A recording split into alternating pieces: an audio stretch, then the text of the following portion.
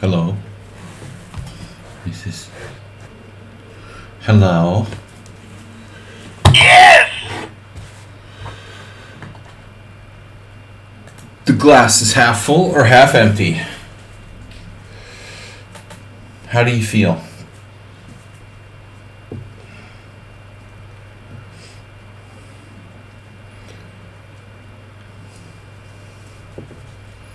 Welcome everyone to our subscriber stream analysis of subscriber games submitted to me here on the stream. What's up?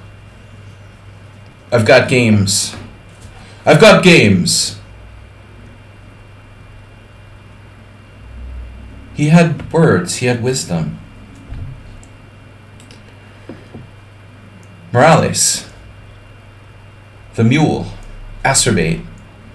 Snedsteg, Coffee, and then Hey It's Mira. I can't stop saying that. Chianti.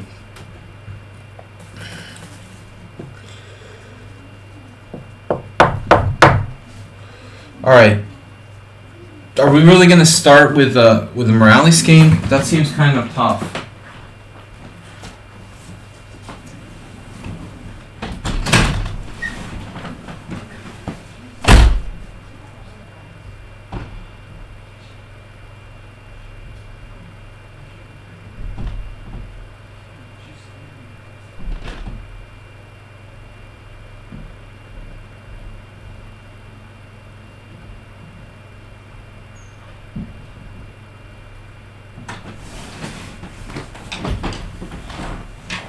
Sorry.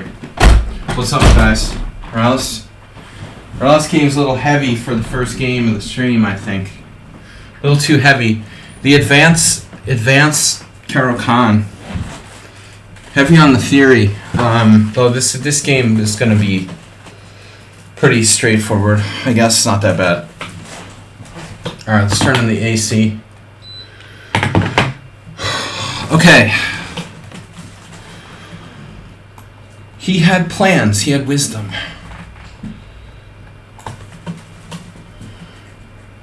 We had joy. We had fun.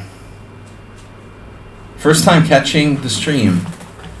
Real rice math. Really? First time ever? Why does your screen name sound slightly familiar? All right. There was a guy Stanford math, but that's not the same.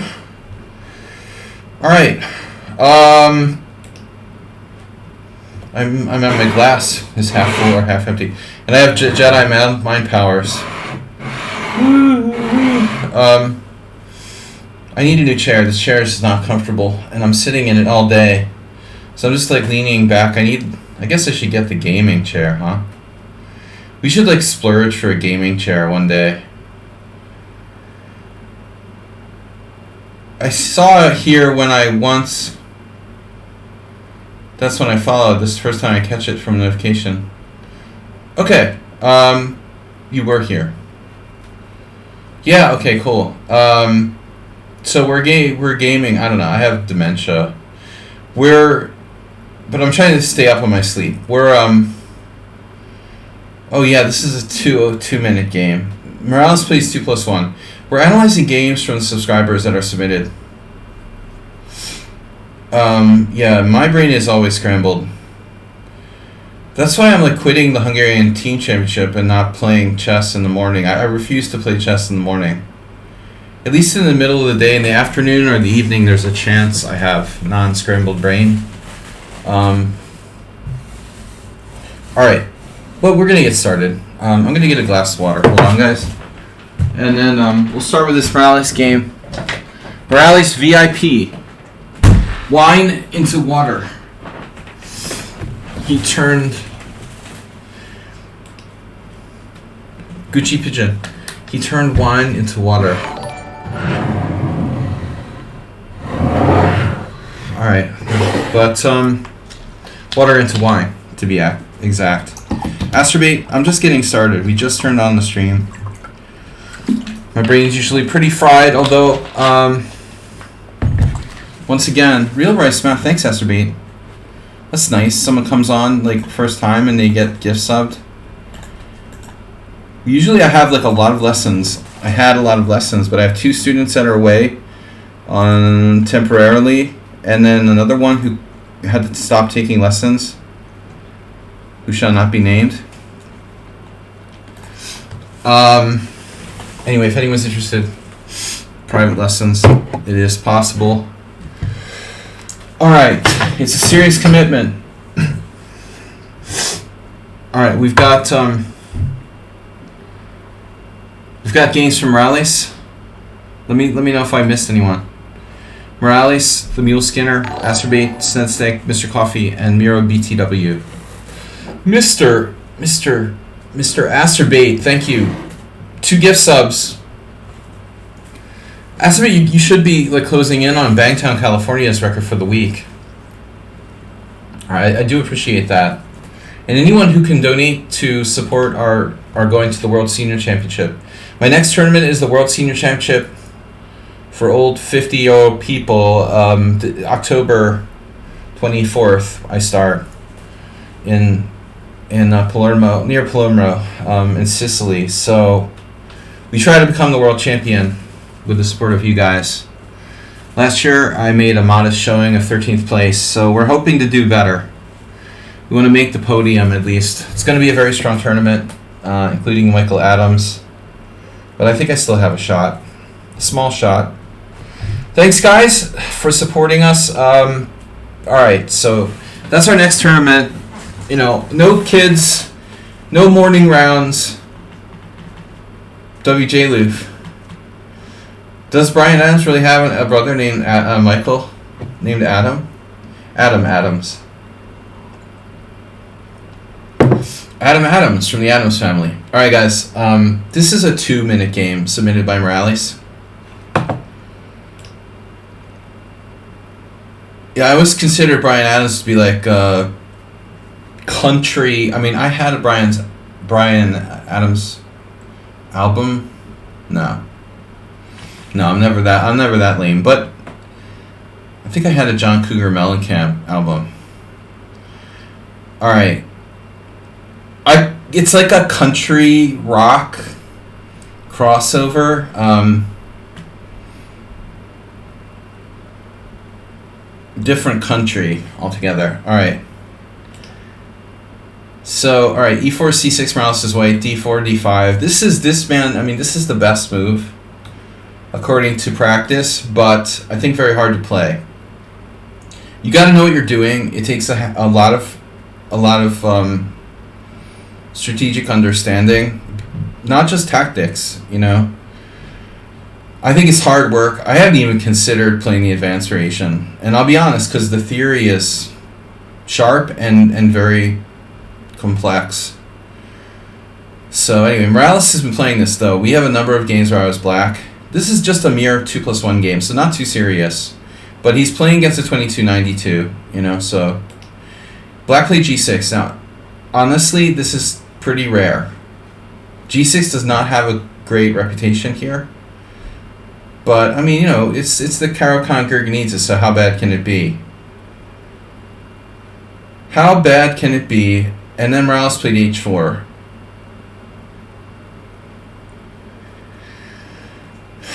I don't know. I don't think I've ever seen an instance of h4 being played here.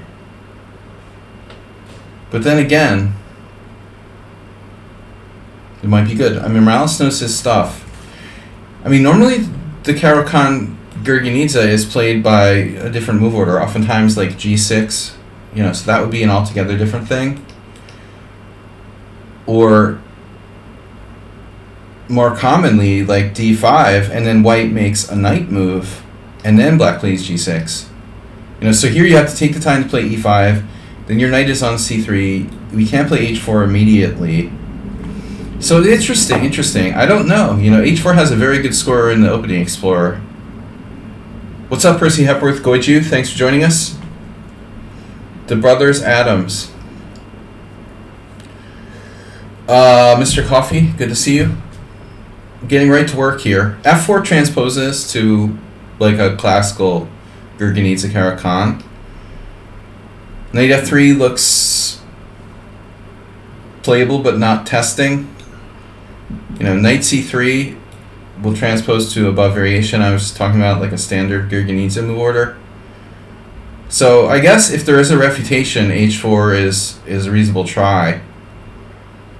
I'll tell you, if I was black, I wouldn't know what to do exactly. I have to think through. C4. Wow, C4 is number one. I knew that. Oh my god. Wait a second. Let's flip the board. Let's flip the board for a second. Player, me, black. Oh my god.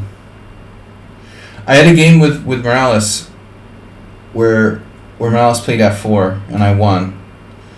But dude, it just hit me. Yeah, C4. No, I knew this. Oh man. Let's go back. So C4 is actually really strong. There's no good answer to this for black. Yeah, I remember thinking about this. That's the problem. Like there isn't a good move for black in this position. What are you going to play? I think this is probably best. You just turn it into a really good Slav. You're playing like you're playing the white side of the Schlechter Slav where you just magically played like E2, E5. This is definitely the best. I can convincingly say that. And a lot of players are playing C4 in the Caro-Kann like advanced variation main lines as well. So if you're used to that, it's no problem. I guess some people may not be accustomed to playing C4, so H4 is like a more primitive attacking line. No, I'm sure that C4 is good, but H4 is interesting. I mean, the big question is like, well, does black have to do H5? And probably not. I would imagine F6 is playable here. How bad is it to do F6? I mean, it's a standard F6 or knight H6. A standard sort of rat type of thing where you're doing like H6, F6. Pawn takes pawn, pawn takes pawn. I mean, yeah, it looks pretty shaky for black, but are you sure? Are you sure it's that bad? It looks pretty bad, honestly. Actually, we don't have to do that, but let's see. Maybe F6 first, and then if H5, we play G5. I mean, it's ugly, but not 100% sure how bad it is. The lines remain closed. So pretty much everybody in the database played H5. 27 out of 27 games black played H5 here. I mean, first off, H6 is definitely a playable move to meet H5 with G5, the standard Sarah-1 pawn stop. It can't be that bad. As I said, F6 might be possible, and alternatively knight H6, H5, and I guess Bishop G7 or F6. But if you go to like the lichess opening explorer, you see like Bishop G7, H6, very few F6s. But if we have brute force statistics, C5 is an interesting move. There you go. Now you're talking.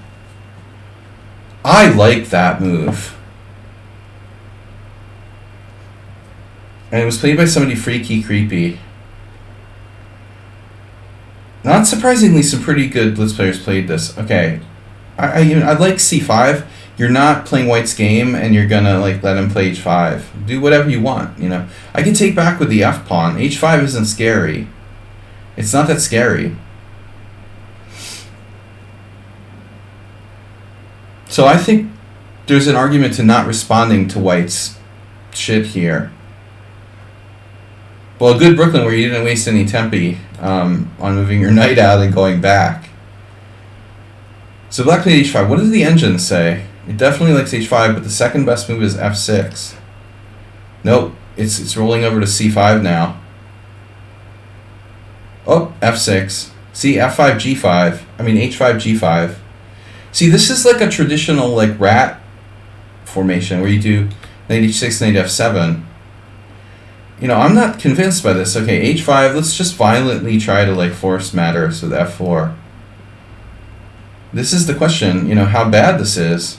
Pawn takes pawn. Like, okay, I wouldn't want to play like black against alpha 0. Speaking of alpha 0, h6, threatening queen h5 check. Now that's a neat trick. Wow. Bishop f5, bishop d3, bishop d3, and then c d3, keeping the threat of queen h5 on board. What a position. And white is only better by 0.6, even after all this.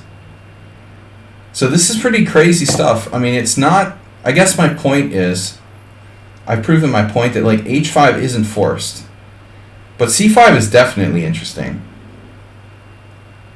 That would give white something to think about. I think when you attack on the flank, it's best to strike in the center. I mean, c5 makes sense strategically.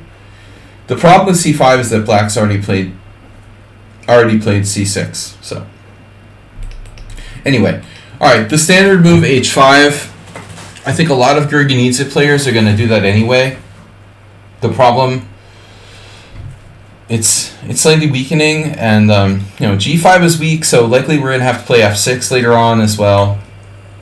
White to play now, bishop d3.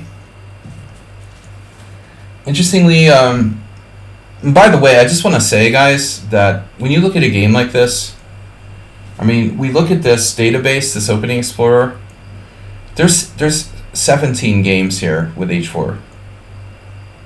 And then there's like 10 that are added in, but I mean, 27 games is not a significant sample size. All right, I would think that if it's under 100 games, it's almost like negligible. Sometimes we can glean some information, but you know, a lot of times it's just a question of, first of all, like the players who are black are simply weak in the black. Look at this. 2600, 2390, 2540, 2390, 2500, 2400, 2500, 2350. Every single game is a game. White is like 152% of the games here, but you know, every single game is a player where black is clearly lower rated. Every single game, literally, except for this Mark Orr versus Christian Weiss, and that was a draw. So you got to factor that in when you evaluate like openings based on statistics. Thanks everyone for joining me. We're going over Morales' game first. h5 not forced, and now bishop d3. I like knight h3 could get hacked off. I'm curious, this AR Salem. Who the heck is AR Salem? Oh, that's Salem Salah, right? So he's just got like the tricky. That's the UAE guy who has like, he's being tricky with his name. AR Salem. It's Salem Salah. So he has like two last names, and then he like tricks people by having like funky middle names to throw everyone off. I love it when people have like 4 different names. Dr. DM John Nunn. Are you kidding me? Like he gets to put that in his name? That's ridiculous, dude. Doctor, is that like correspondence chess?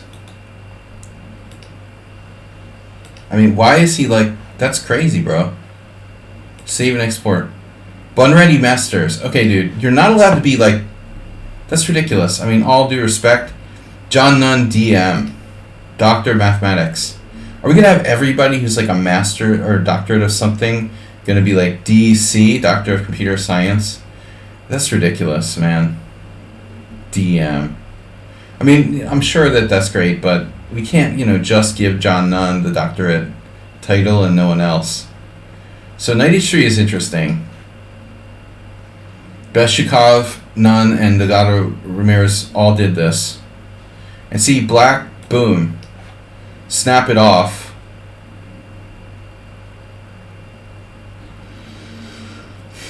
That's a problem, you know. I mean, white isn't really thrilled to see his like good knight that's headed for g5 leaving the board necessarily. Black will be condemned to kind of passive defense, but it's one reason to think twice about playing knight h3. c4 is still a good move. Check this out. Nibor played it in 1995. Who's a strong grandmaster. Whatever happened to him? I mean, does he have a job outside of chess or something? Just random 2600s who just don't play.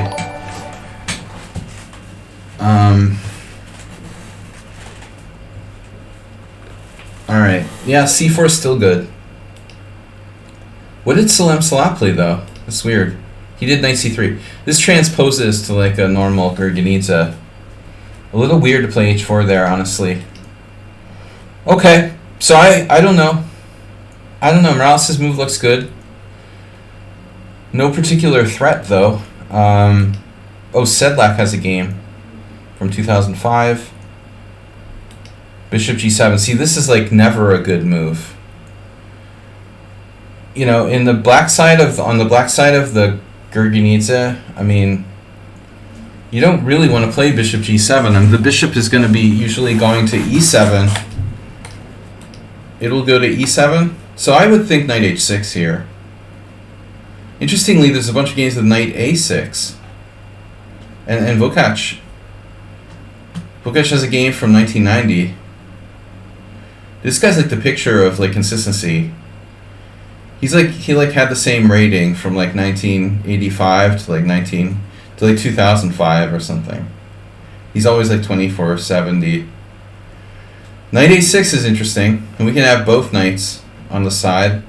You'll Skinner welcome. So this also, I think knight h6 is the most natural move.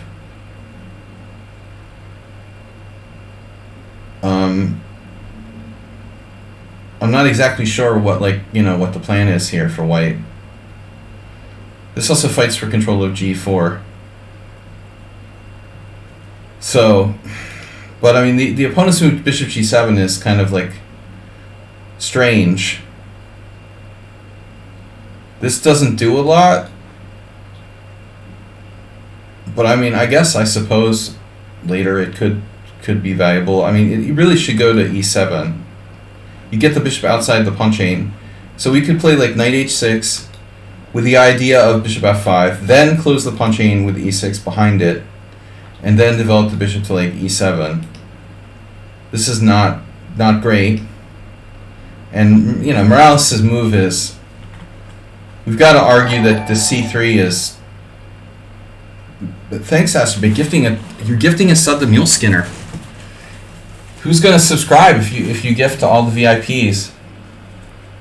And Mule Skinner is not a VIP yet. When he gets to 500 games, we'll make him a VIP as well. But thank you, Asterbait. Asterbait's just looking for an excuse to give someone a gift sub. Pass it on. Actually, Mule Skinner has to be a sub to submit his game. Whew, that was close, Mule Skinner. If Asterbait hadn't gifted you a sub there, you would have been in trouble. So, yeah, I don't love c3. It's not a bad move, clearly, but I think there's a question as to what white should do here.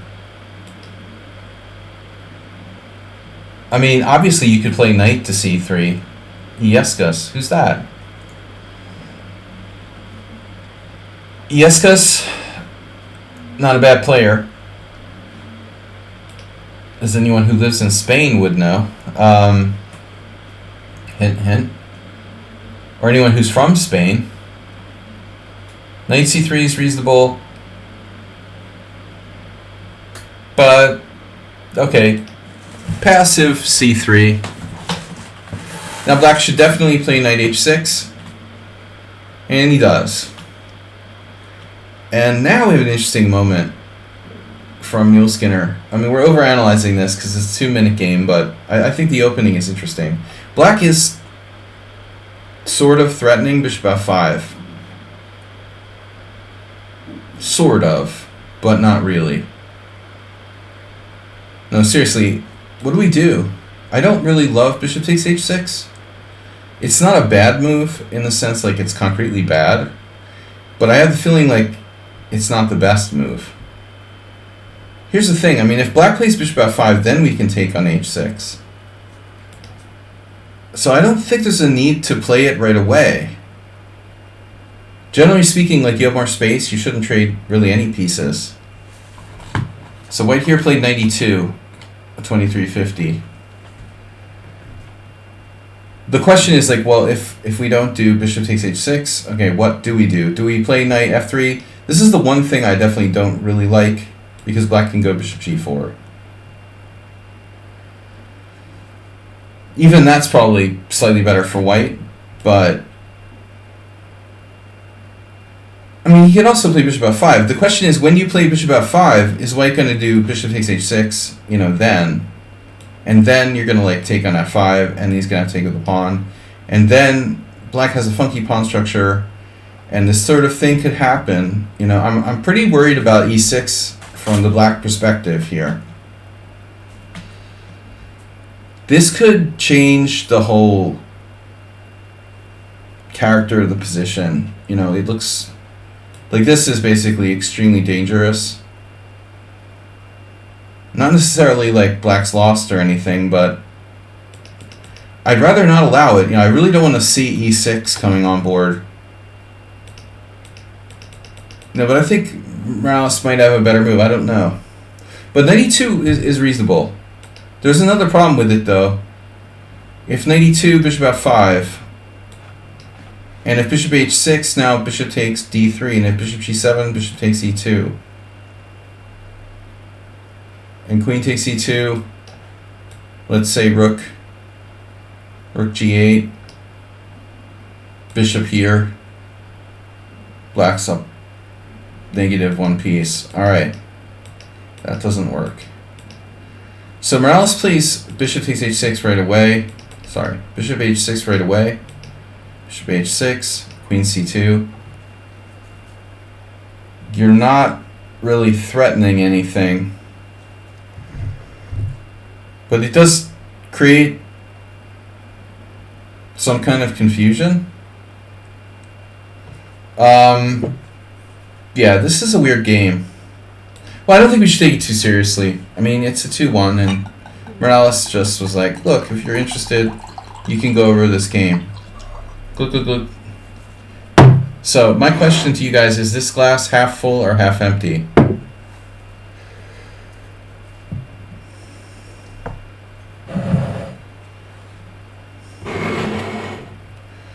Is it half full or half empty? The first glass of wine I've had in a very long time, sadly. Queen c2. Why? Why queen c2? Are you going to castle queenside? Are you going to sack your bishop on g6? We're trying to scare him into playing e6 or something. You're preventing bishop f5. It's literally preventing bishop f5.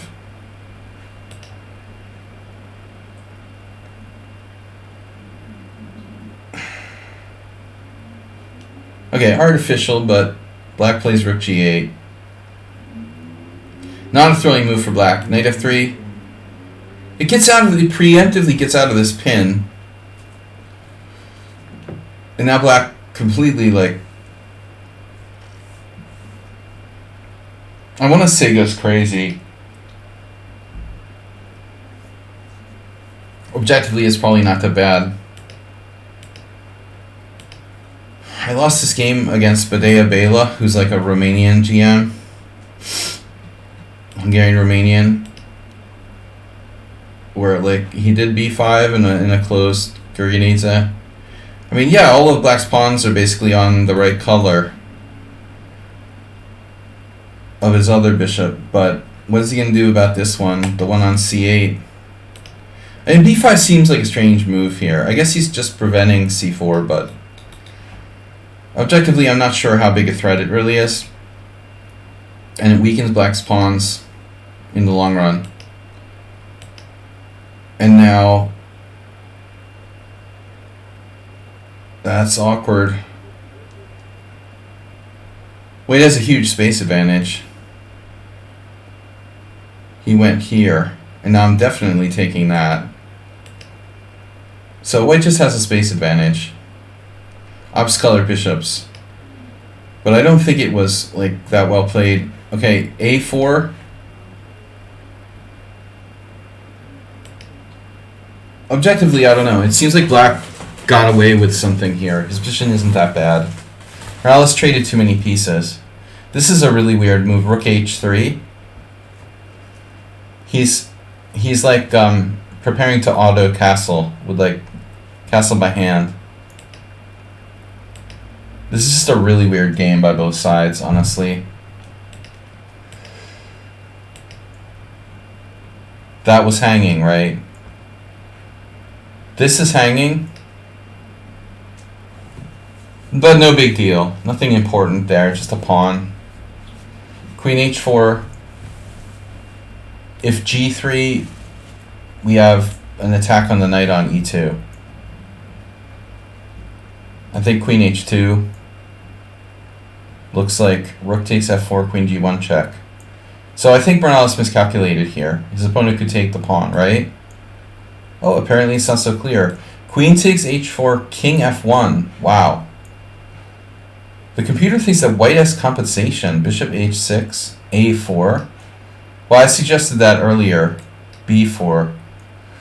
Well, anyway, the argument from the engine is that like white is still better despite sacrificing his pawn. Guys, if you're a subscriber to the stream, you can submit a game. That's math. If it's half full and you drink, and then you drink it, it'll be half gone. I think if I drink half of it, it'll be half gone. If I drink all of it, it'll be all gone. Alright. Anyway, this is not a high quality game, but alright, we're just getting warmed up. g3, queen e7, knight h3. White's slightly better.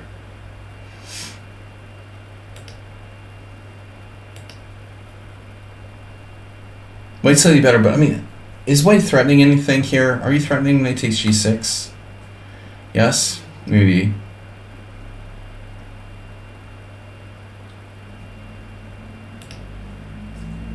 But this is painful. Painful. The computer came up with a wonderful move here, king d7. That's the kind of move that one would find in a tournament game, but not in 2-minute blitz. This will make these sacrifices less dangerous, I guess. Now, you know, knight takes, pawn takes, bishop takes, threatening rook f7, but black can defend with rook f8 or something, you know, and so if we get to a situation like this where it's 3 pawns for a piece, I think it's hard to make a determination, you know. It's possible that black could even be better. Because before the endgame, the gods have placed the middle game, as they say. So it looks like now, this bishop is better than the knight. Even though it's a closed position, I still think the bishop is better than the knight. Mainly because the knight fails to have a good outpost. It has c4, but it can be ejected from c4. Black now castled queenside, but again, you know, probably king d7. I mean, in the Gurganese of Caro-Kann, I used to always play it like king on g7, rook on h8. But in this particular position, probably not that safe. And white can play king g2, rook h1, and then slowly prepare g4. So I think the king, you know, is probably safest here. On d7, this does look sensitive, but what can white do about it? You know, it's very hard to achieve, like b4, c4. It's not easy, you know. So I think that black is okay. He's slightly worse, but castle's queenside was risky. This is a clear problem. a4. And then in this position, black maybe doesn't have a great solution. See, if he takes with the knight, it's just simply b3. We don't have to sack the exchange or anything crazy. We just play b3, force him back, take over the a file. Keep in mind that black is tied down to f7 on the king side, and we're threatening to double. And this bishop looks both ways. The knight has no outpost. It's an unpleasant position for black. Castles is a mistake. A4. Can black try something else? Well, again, I don't think white can sack the exchange here, so it kind of feels like this is almost forced. Knight takes b3 here, rook takes in. Try to survive this? I think he might, Let's say king b7. If you simply double, I have rook a8. And black lives to tell the tale, But so I think he kind of panicked here. Black did by playing b4. Kind of panicked. Well, yeah, c6 is fatal. So let's see. Yeah, he's got to play knight takes a4. I wasn't sure about pawn takes. Pawn takes look shaky. There's all kinds of possibilities. This looks more straightforward. White is better, but not necessarily winning. But after this, it's over. b4 panic takes. c6 is gone. Oh, it's check. My bad. It's check. Oh. Whoa. So that's why he thought it was okay. Check. I forgot about check. Obviously, we can't trade queens. So he's not gone yet. White went on time. Wow. Nice time win. No, this is a problem. There's a problem. We can't defend both pawns.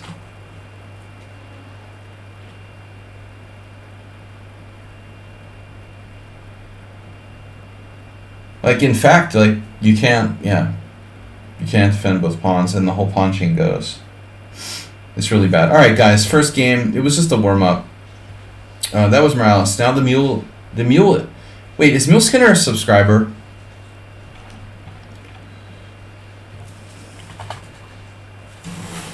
Wait, who is that? Mule Skinner? Is he a subscriber?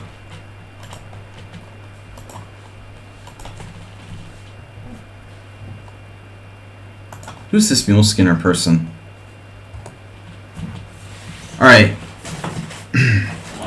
Second game. The Mule. Let me know if I've forgotten anyone. Was WJ Loof on earlier? Was I imagining that? Who I had some kind of weird dreams last night. I don't remember what it was. No, WJ Loof was here. Alright, WJ Loof. No game submissions from him. Thanks for being a subscriber. Guys, I want to see us get to $1,000 in the donations department today. Just surprise me. Little Plotkin 24 has followed. No relation to Big Plotkin. Big Plotkin played in the senior championship last year. All right. 11 viewers. Wow, 14. It's getting crazy in here. Mule Skinner is, yes, you guessed it, Mule Skinner is white.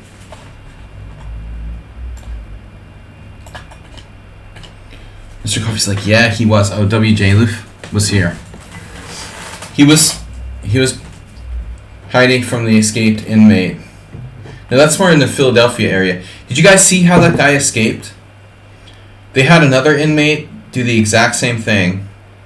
They put some razor fence at the top and said they fixed the problem. This guy just went over the razor fence. It's like nice security, high security prison. He did the crab walk up between two walls.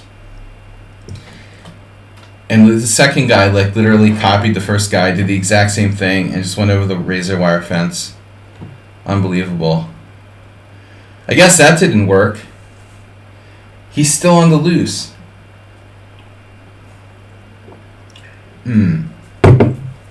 Nice to have a glass of wine. Alright. I gotta get ready for Italy, so I'm drinking Chianti. Mule Skinner is white.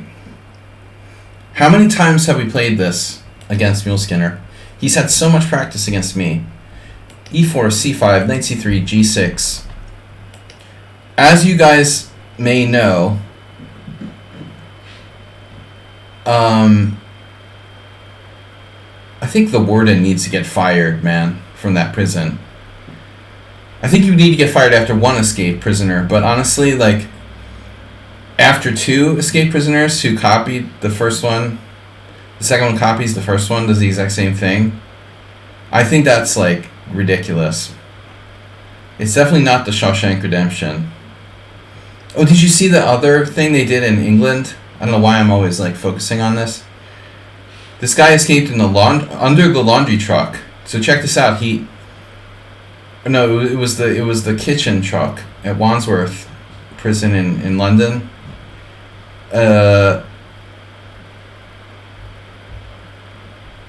This guy, he strapped himself on the underside. How does that work? You do like a Harrison Ford? He strapped himself on the underside of the kitchen, like, truck or something.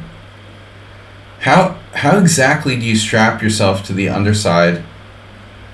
Are you sure it works like that? Wow. Damn. That must be a big ass truck. Alright. I'm thinking like Indiana Jones here. But seriously, you could play H4. H4 is good, and then the classic D4. Morales has played D4 against me. Mule Skinner insists on, his standard line. You're just imagining a speed bump. I know, seriously. Like, are you, like, clinging to the muffler or something? There's all kinds of stuff under there. And how does he have time to, like, strap himself to the bottom of the truck? What exactly are you strapping yourself? And don't you need, like, a second person to help or something? It's not like you can strap yourself to, like, the underside of a car or a truck very easily.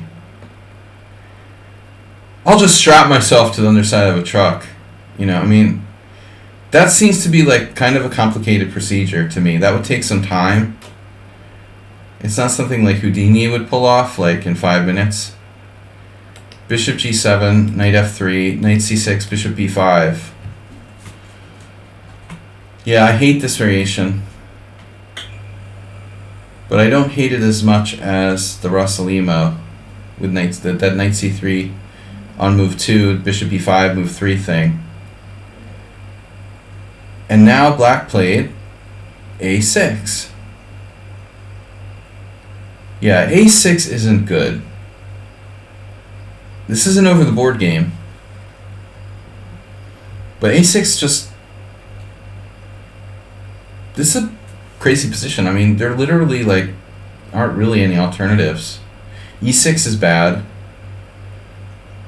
Queen C7...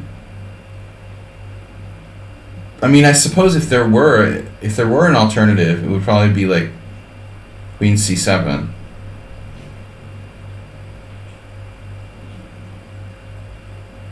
I mean, obviously, if Queen C7, you can play... Wow, Black has not lost once with this move.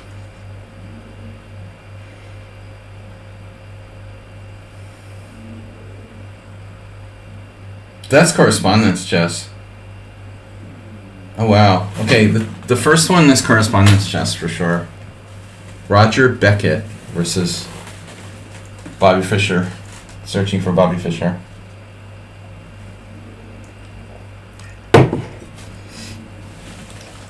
What I'm trying to understand here is, like, why anyone would play A6 and what Black's alternatives really are to the obvious Knight to D4. I have, like, a bazillion games with Knight D4. Black played A6. A6 is a huge, like, is like a huge fart bomb. It's a really bad move that's a massive waste of time for Black. And weakens the position at the same time. No, I suppose there are other moves you could play, like Knight H6. This has got to be playable. I've never had much success with Knight H6, but it's definitely better than A6.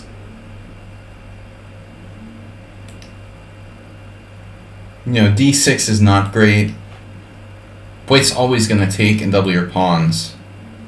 It's playable, but not great. Like an inferior variation. a6 is really bad. Alright. Bishop takes c6, and then black plays d takes c6. Well, I don't know.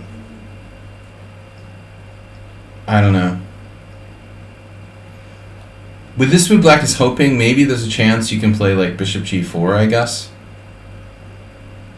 and trade off this crappy bishop. It's really not that crappy, but it just doesn't have a job.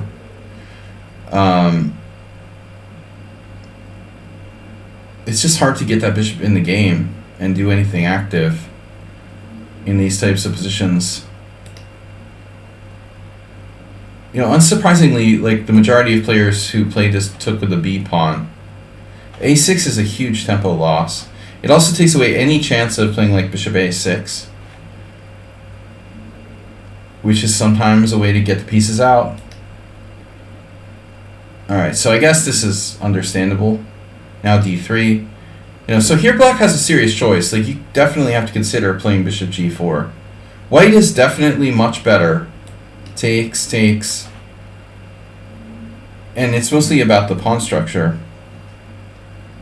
Some attacking chances, but primarily like a bad structure for black.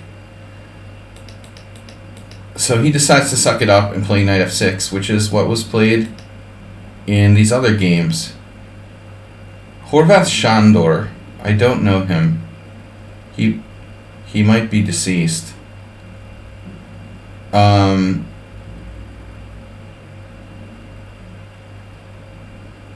Stigar Peter. He's a rock. And that's an old game from 1987. And Adriana Nikolova, does anybody know this chick? She was streaming. Bulgarian. WGM or something. Okay, knight f6. Not great for black. Castles, and then a4. Now, a4 is an interesting move. I think that black needs to seriously consider playing a5 here, according to my calculations. a5 for black here is the only move that ensures the continuity of black's queenside structure. If you don't play a5 now, white will play a5, fixing your b pawn, or in the case of b6, he'll play a5 anyway, undermining the control of the c5 pawn. I suppose you could play b6, but then again, a5 is going to happen and c5 is going to be weak. You could play b5, but again, the c5 pawn is weak. So it feels like, to me, like this move is almost obligatory, strategically, from the perspective of pawn structure. This is the only way that black's queenside can be like solid. You play a5, and then when the pawn gets attacked, barring c4, we're going to play b6, and that's that. This structure is now like defined. We have the rook, the Asser maneuver, the Asser bait maneuver. I mean, I didn't invent this idea. This is a classic Ross Limo structure thing. Oftentimes white, tries to play like a3 and b4, but that's out the window now. I can also draw parallels to the Dutch. I know this from the Dutch. In the anti-Dutch, I used to double the pawns on f6, and then the same thing would happen on the king's side. It's like essential for black to play h5 in a lot of cases. But black's, the chick played bishop a6. This is an extremely strange move. And white played a5. Yeah, white has a good position after this. This is her idea to go here. Wow. Well, whatever. White is better in this position. How big is the advantage? Oh, is that all? +2. Alright, I'll take it. Because if you take the time to play like b3, black could wake up and play a5, although I don't like this bishop on e6. There's even a case to be made for allowing a5. This is just gravy. Alright, so a4, knight g4 was played with the very deep threat of bishop d4 check. But queen e1 protects against that anyway. How about f5? Like for black immediately. There's no time for a5. Presumably, we're not going to sack the exchange. So queen e1. And now black played b6. But I think this deserves consideration. I know it's ugly. You don't need to tell me.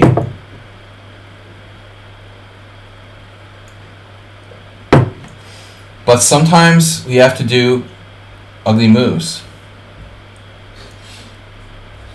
If black plays f5, we'll freeze, we'll hold some space and we'll freeze this bishop in place. Just as black's is, so is white's. Frozen. Stone bishop. I'm just saying it's worth considering, to prevent white from playing f5 and make knight g4 having... This way knight g4 at least would have served some purpose. The other possibility is, of course, a5. Though I have no idea why we played knight g4. Unless we just want to lose tempi for no reason at all. I mean, b6 is basically the same thing, with the actual benefit that you have a5 as well. If you'd like to go for a5, you have that, making this pawn look a little shaky. To me, it feels like f5 might be the best chance. Let's see. Wow, it's plus 3. It's that bad for black. Yuck. It doesn't really matter, though. It's not f5's fault, that it's so bad. It's just already bad. Yeah, I guess a5 anyway, but he never should have played knight g4. It's a horrific move. And horrific or horrific? I never know. Do you put an N before an H word? I don't understand the rules about that. When do you say N and when do you say ah in front of an H word? Where the heck are our viewers? Giving away candy in a bikini on stream. I don't care, man. I'm giving away knowledge here for free and no one wants to watch. You don't know of such a rule? And historic, Mr. Coffee. It was an historic moment.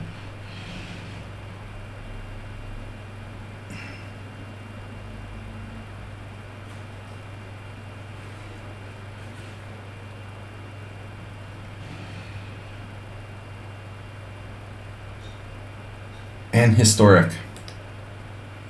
I'll talk to you when it's time for the math part of the SATs. All right, Queen h4.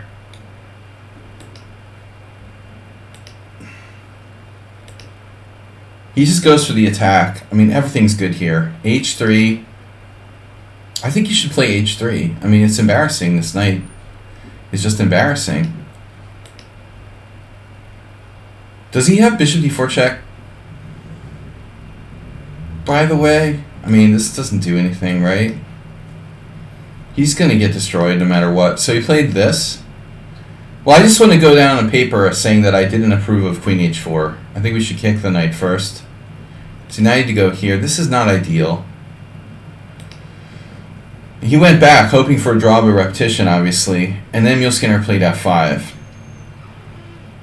God, the Grand Prix attack is so good against these players that have no understanding of positional chess. It's just sick, man. We just hope that Skinner doesn't get tricked or swindled somehow by his clueless, strategically clueless opponent. Okay, f5, knight f6. Just go back. Yep. Now you're threatening g4, which is like lights out.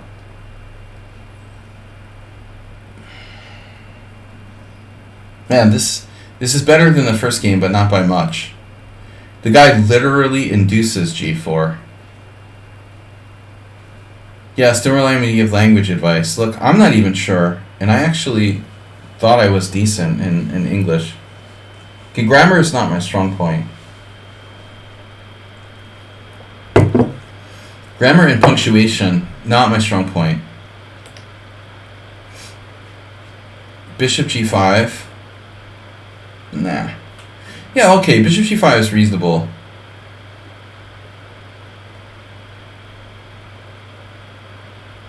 I mean, it's not bad.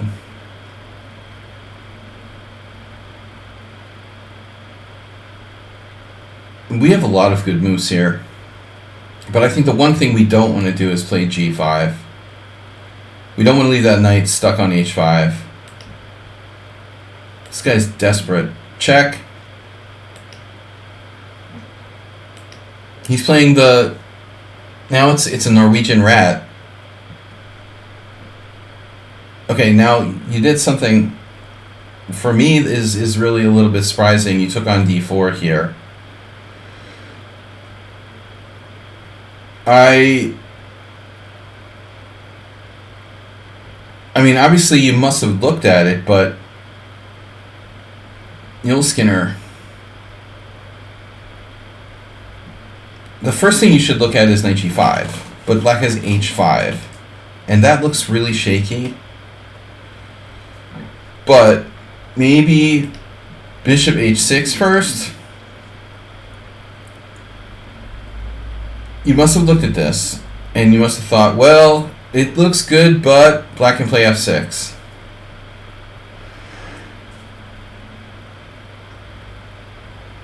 Yep. Black's like hanging on by a thread here.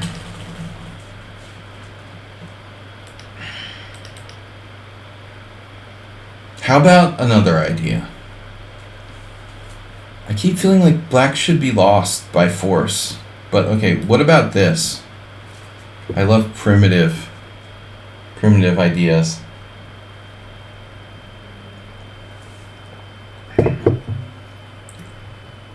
This is looking kind of tasty. But all of this is moot since apparently it's outdated. We should just use A regardless. Yeah, that's the thing that I'm confused by. Is it like there was like a change in grammar theory or something that I never knew about? It must be like a modern grammar thing. I'm still like in the 80s with my using an. I just didn't stay updated on the latest grammar developments. So queen h6 looks very strong. Since knight g5 is only preventable by 2 moves, and it's fatal otherwise. So basically black has to play either f6, sacrificing this pawn, which is not very good for black. Objectively, he can probably hang on, with relying on some sort of capture on g4. So say we go into an ending, where we're just like up a clear pawn. This looks pretty good to me. And B, variation B, is bishop f6, which is over, right? Yeah. Bishop f6, you just lose a piece, or sacrifice is the word. Black is sacrificing a piece with e5. So I think the other possibility, legit looks pretty strong. Knight g5, h5, and I'm thinking g5, but it's not that easy. It's just not that easy to break it down. I mean, we're close, but I don't see it. We can't capture here. I guess we take on h5. Now you got to start calculating. I mean, white is probably winning, but it's more complicated. So it looks like Skinner had to do queen h6. This is the killer. Apparently there's a similar rule. Huh. Knight takes d4, c takes d4, knight e2. So I just feel like the way you played it was not... It wasn't this, it just wasn't bloodthirsty enough. And you're letting this guy possibly sort of hang on too long. If he hangs around enough, he might live. But he really went nuts now with h5, my god. h5 is like self-immolation. That's not a move like you do because you want to do it. I mean, it's like a move you do because you have to. Yeah, h5 is... I don't know what he's thinking, really. He's undermining your pawns. I mean, this is suicide. If there was any chance for black to survive, that ain't it. I mean, clearly, like, the light squares could collapse and black magically wins.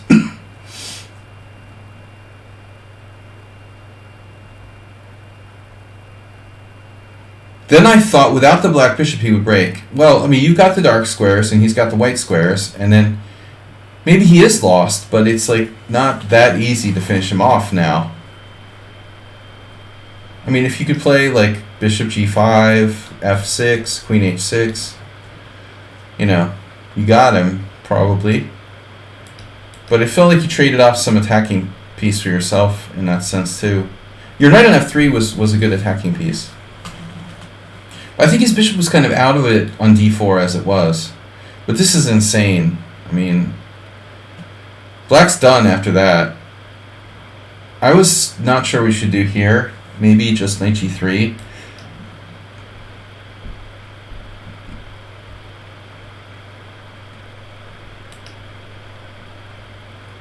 You actually have quite a few choices. I'm sure bishop h6 is good. Another good move is probably rook g1. It's hard to imagine black surviving this.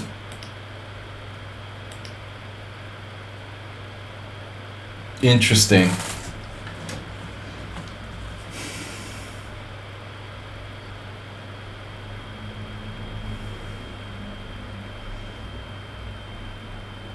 It feels like you're winning no matter what here. There is possibly one problem. If you play knight g3, he can push h4 and like close up the position. So you took. I like this. I like this. This is killing. Yeah, that's it. That's it. He does g5, but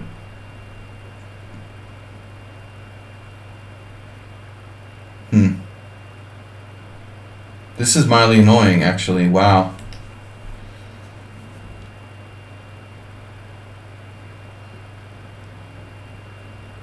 So there's a case to be made for this move. No, I said he has h4 there. Damn it. Right. So you take, he plays g5. If you don't take, it's not so easy. This is definitely also making way for the other rook to come over. Okay, now I'm a little bit freaked out, but maybe you have something. Do you have a bishop sack? Do you have anything dramatic? No. Yeah, the problem is he's going to lock the structure now, and hanging on is his job. I am legitimately concerned. How about moving the queen and breaking with h4? Like, what if we do something like this?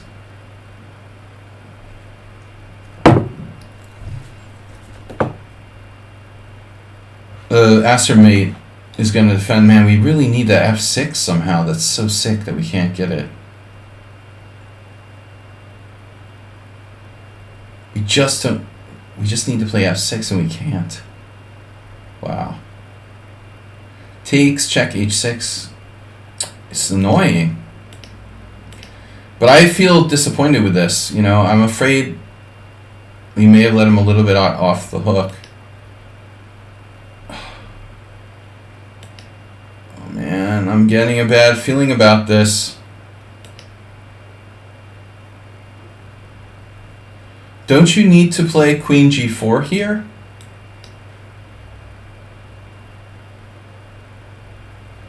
So that he's pinned? And then knight g3?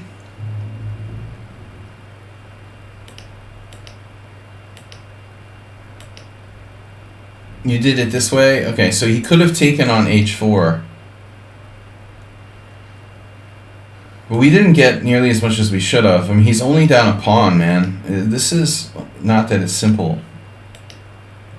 Yeah, but he shouldn't have let that happen.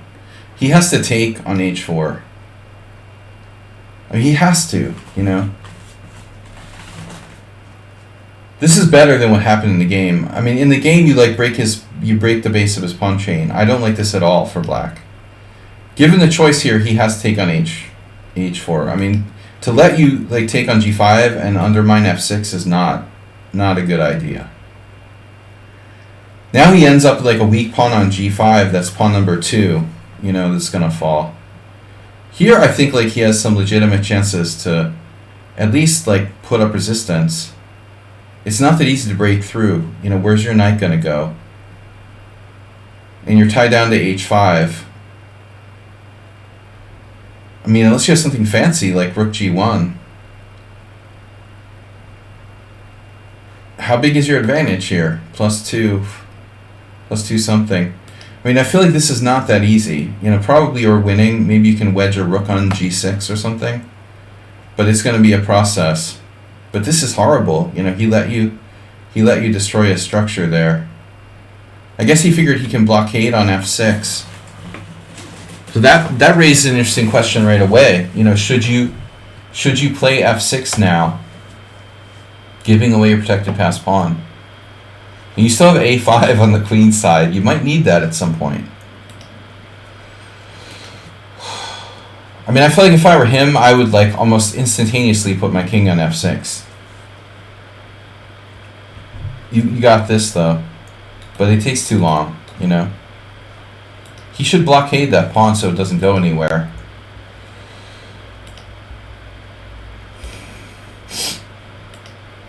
And the knight is headed for you know where. This is terrifically bad for black. I mean, he took the pressure off of h5, allowing you to play knight h2. Are you kidding me? Just lets you play knight h2. Oh my god. Then he sacrifices that pawn. That's nuts. Now he's down 2 crushing passed pawns. That's way too much. And the exchange. Yeah, forget it. This is too easy.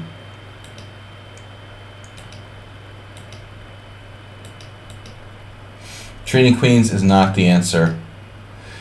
Wine is the answer, my friend. Alright. Well, I mean, I think there's a lot to that game, Yul Skinner. I don't think you conducted it perfectly. But it seems like a weak player who would play a6. Although I'm often surprised. You know, you saw that Adriana Soros, whatever, played it. She's a 2200. You know, a lot of 2200s these days know what they're doing. They don't know their ass from their like face. But I mean, I've seen like old games where like even like strong players would play a6 sometimes. In the Raslimo, Shamkovich did it against Nesbedinov. I was like, you gotta be kidding me. Like in this position. They call it Nesbedinov, Raslimo Nesbedinov or whatever, but Shamko did this. I mean, obviously it's just a massive loss of time.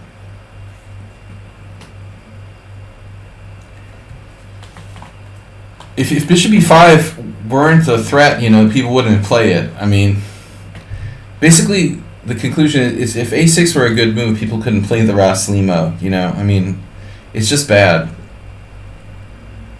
But people never cease to amaze me. Okay, so we got Astrobate with black now. I corked my wine. Impossible. What is in there? Something in my wine. What is that? Bro, is that like a bug? Not sure. Couldn't have been cork. Actually, it could be. This is some kind of weird cork. I thought it was artificial, but it actually is cork. Alright. Artificial real cork. Sensei, what? Yeah, knight e5 I've seen. You know, knight e5 is better than a6, man. All those other moves are better than a6. a6 is just like the worst thing you can do. I'd rather play knight b8 than a6. I played knight b8 for fun. How much worse can knight b8 be? You know, the brighter variation of the Roslima. It's got to be better than a6. I mean, there's an argument about the Samish Nimzo. I hate the Samish Nimzo. I think it's like one of White's worst lines. You're basically justifying the whole idea of the Nimzo Indian with this move. But it's playable. I don't see the attraction. I don't think there's any other variation I like to play against as much as a3. But you see Carlsen. I guess, you know, the thing about it is Magnus rightfully thinking that people don't study that variation enough. Because it's just not very popular and doesn't have a great rep. Alright, anyway, onward and upward. Guys, please donate to the World Senior trip. I can't go to Sicily without your support. We need donations. World Senior Sicily. 44% isn't going to cut it. I try to share my knowledge here with everybody. Give a little bit back. I'm giving away master chess knowledge for free. So please do that. Also, if anyone's interested in private lessons, primarily I make a living by teaching chess privately. So I don't go to schools and, you know, teach first graders how to play chess. I teach private people how to play chess. So if you're interested in lessons, let me know. Acerbate is black here. d4, knight f6, c4, c5, d5. We actually got a Benoni. e6, and then takes. Alright, so I don't know what to call this, but there's a handful of good players who have played this move. If you look there, you see Sladgie, Einkorn.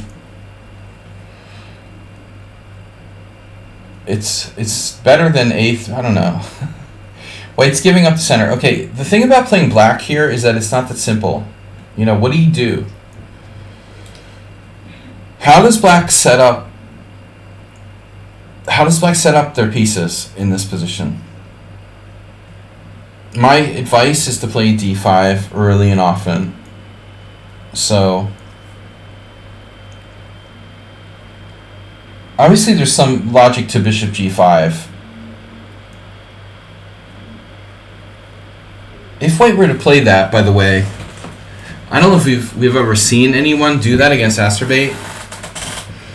I want to turn off this opening explorer for a second, just so I'm not biased. It's not letting me turn it off, man. What is the problem? Oh, it's down there. Oh, that menu. Okay. So if bishop g5, I was just wondering something crazy. Can I go here? I mean, clearly you could play queen a5 check. But White has either queen d2 or like bishop d2. But, because, you know, queen a5 check, knight c3, knight e4 is probably fine for black. But I was wondering about this. The idea would be that we would try to encourage White to play bishop takes f6, pawn takes f6, and then we have like a massive pawn center and two bishops to compensate for whatever White has. I would guess White shouldn't do that. But what's he supposed to play? Like knight c3, queen takes b2, knight b5. Are you threatening me? Maybe. Maybe this is the problem. Queen takes b2 here.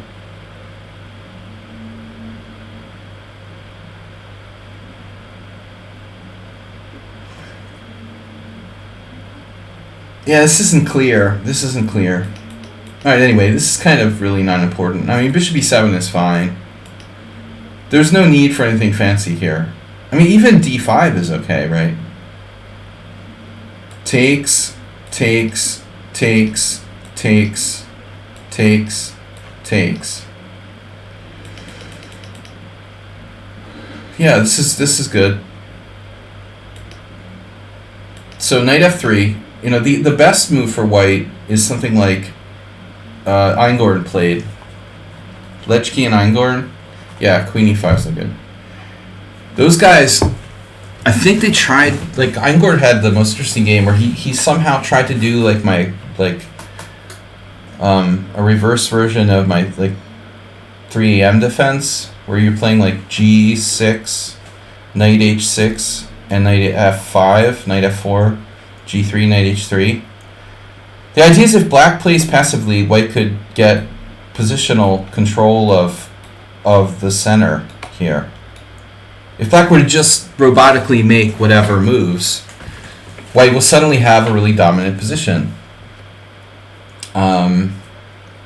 So like g3, d5, first thing that white shouldn't do is trade.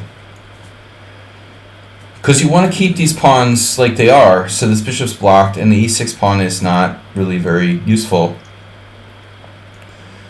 The worst my white move can make is pawn takes pawn, which would improve the pawn on e6 and make this bishop great again.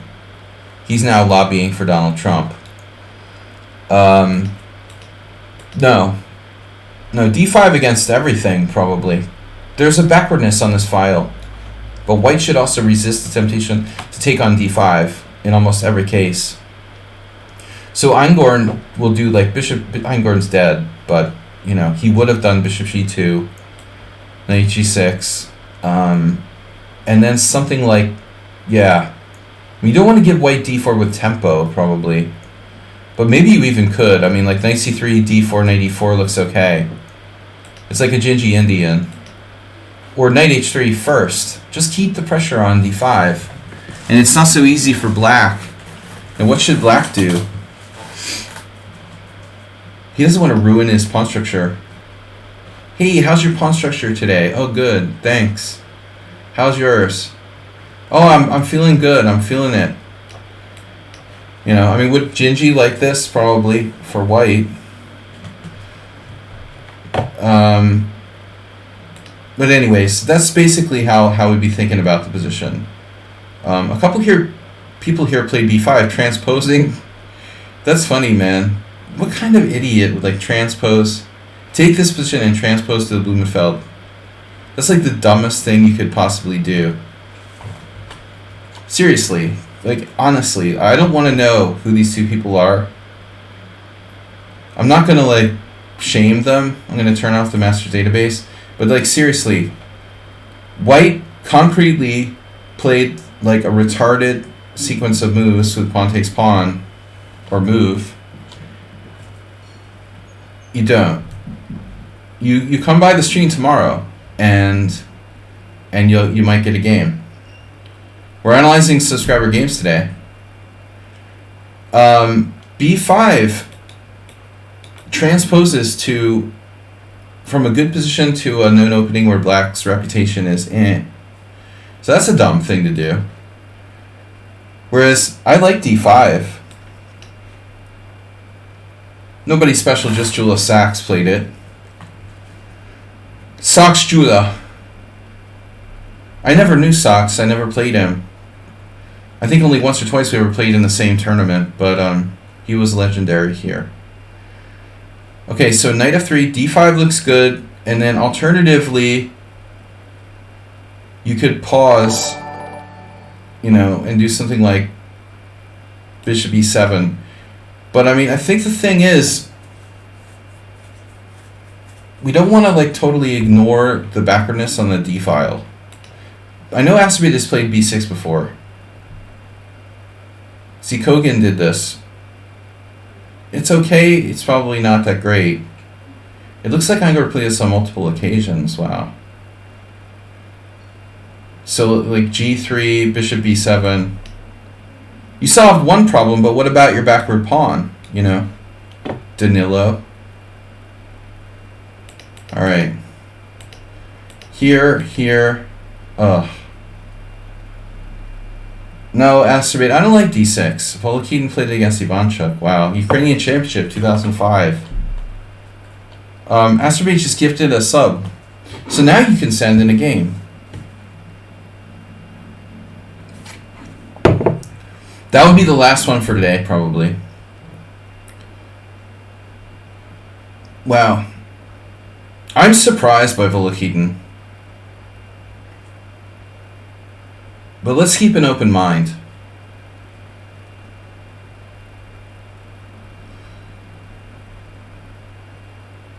Objectively, I like d5 the best.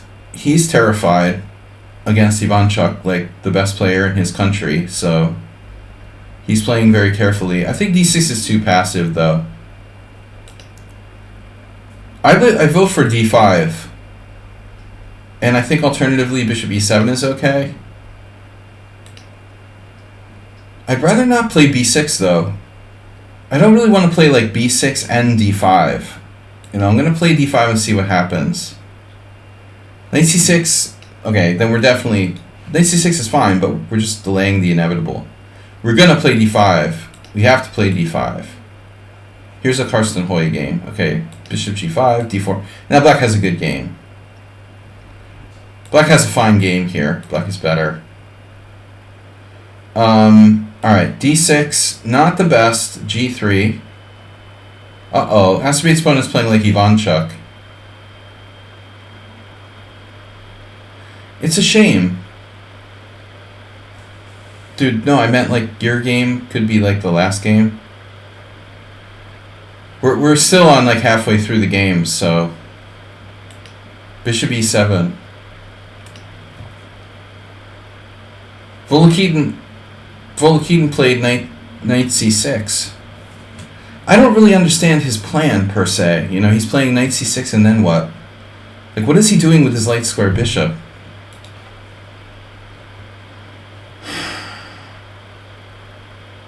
Let's see what happens here. Knight c6, bishop g2, bishop e7, castle, castle. And then Chucky played what? He doesn't do knight c3. That's weird. Chucky played bishop f4. And Volokhin played e5. Yeah, this is kind of random. I mean, I don't know what the circumstances were there. It's like your Ukrainian championship, Grandmaster draw or something, or like what's the deal? I guess it's fine for both sides this position, but I don't really like bishop f4. Clearly, the other move is way more natural. Now Indich played king h8. Now I get that. You know, I understand what Indich is doing. Knight g5, knight e8. Wow. Anyway, kind of not conventional. You know, I think we ought to just play d5 and stop screwing around. So bishop g2. By the way, Volokhin's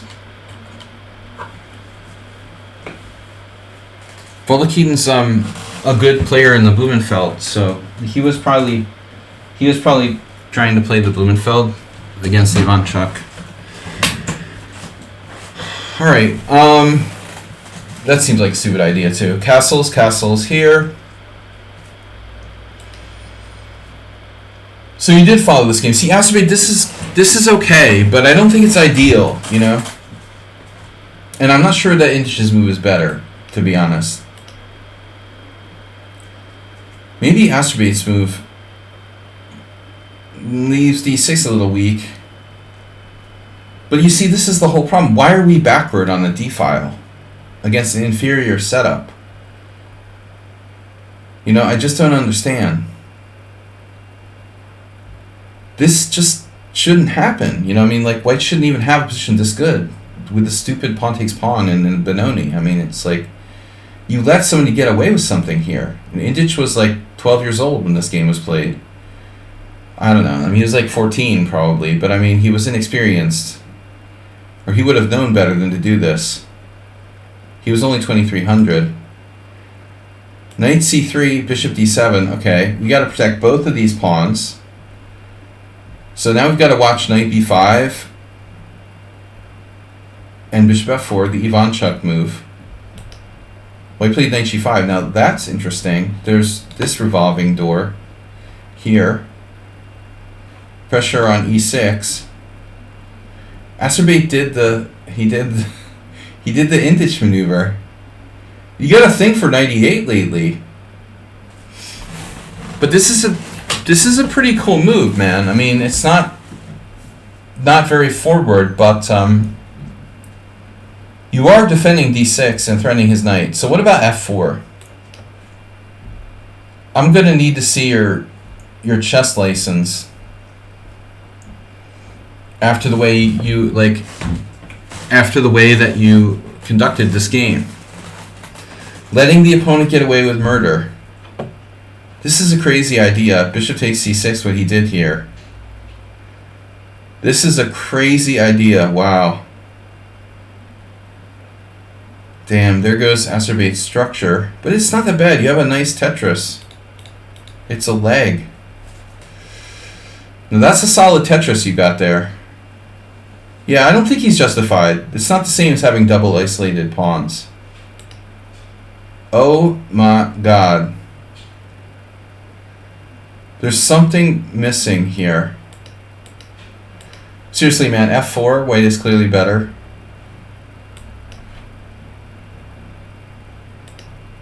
You are lucky, dude. I mean, he could have played even like simply here. Whew.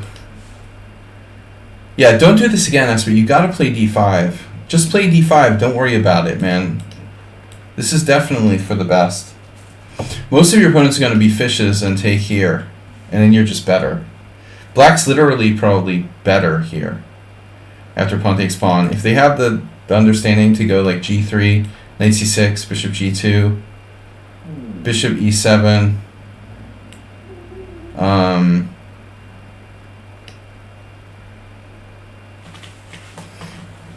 I think the black is fine. Yeah, the engine thinks that black is better. Okay, anyway, back to the game. Acerbate's opponent just hung a piece. Like they always do. A3, an interesting try. And now we're just up a piece for nothing. And now you played d5. Okay. And now he fixes your pawn structure. And of course, either capture is fine. Active. Nothing to see here, folks. f4. Rook takes b2. Phew. Alright, man. That was kind of a no-brainer. Alright, thanks for the gift sub for Sasuke. We've got... we gotta ask how to get that game. Can we get the game from Sasuke? A knight back is the hardest move to find. No, this is this thing. Acerbate today had a game where he put his knight on e8 when he had a choice to put it on d7. In this particular game, knight e8, there was no other option. But if you have a choice between e8 and d7, most cases d7 is better than e8 because on e8 the knight obstructs the rooks from connecting. And it obviously doesn't control any central squares. On d7, your knight doesn't obstruct your rooks on the back rank, and it actually controls the central square e5. So although in a vacuum it may not seem like a big deal, there is a lot of difference between knight e8 and knight d7. Knight e8 is usually inferior. Alright, so I got a game. Chess Guevara. Alright. Open new link. Copy game.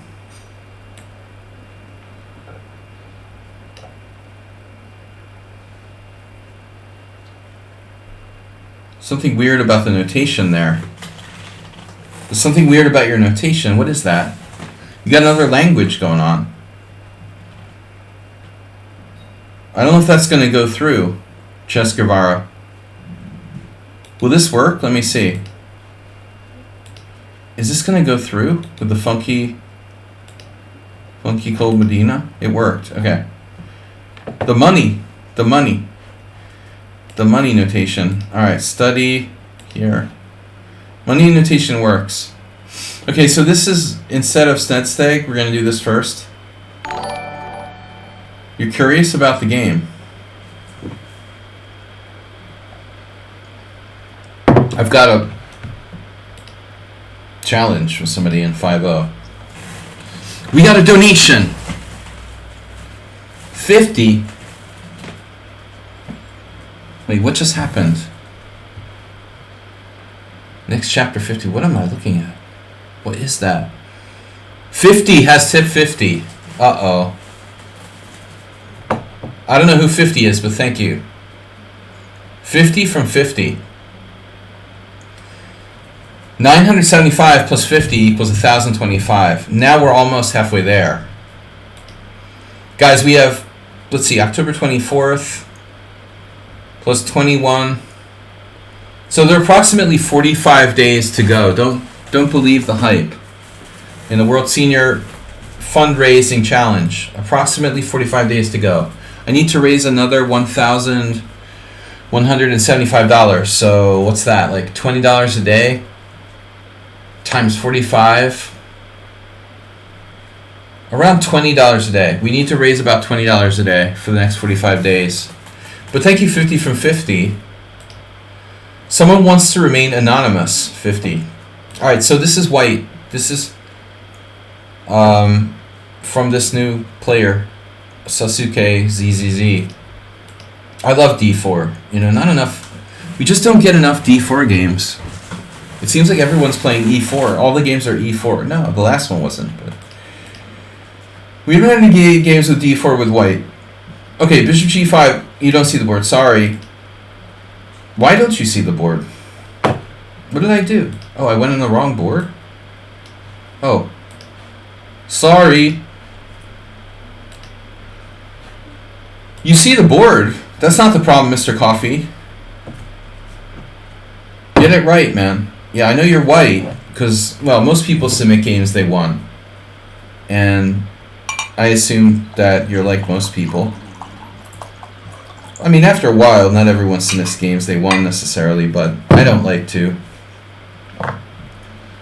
I assumed you were white. I was lucky. I could have been wrong.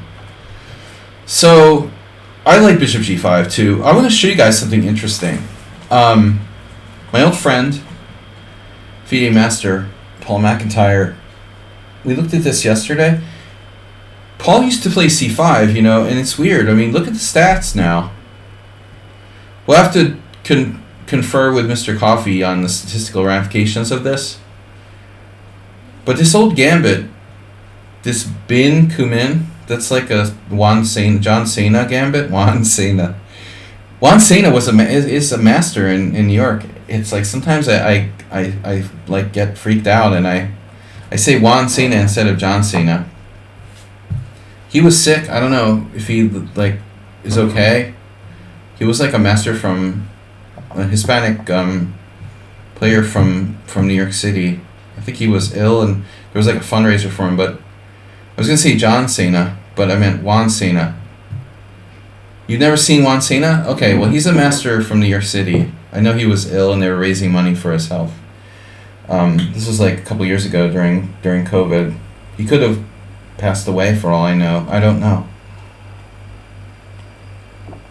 I'm not even sure I ever played him. But anyways, the reason why I say Juan Cena, it's called the Bin Kumin variation. Bin Kumin variation.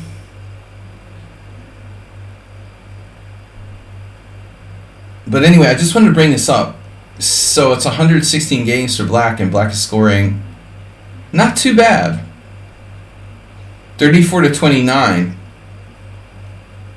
Just something to think about if you're black. But anyway, Bishop E7, Knight F3, Castles E3. And then normally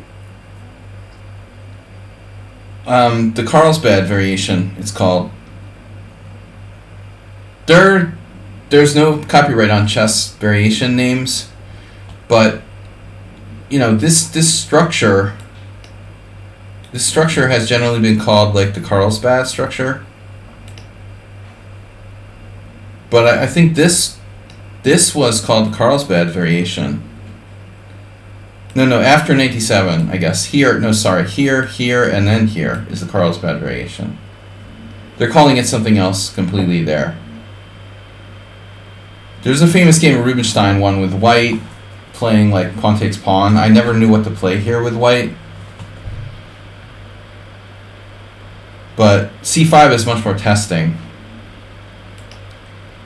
So anyway, so this I don't know about, like a6 right away. The other thing that I should mention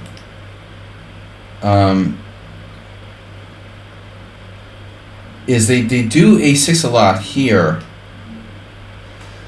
This has become like a major trend for black.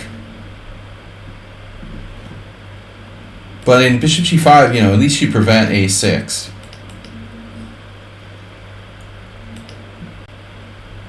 You see, there's a few games where black played a6 here. Castles, e3. Oh, usually black plays h6, right? And then bishop h4, a6. There's a few games. But a6 right away.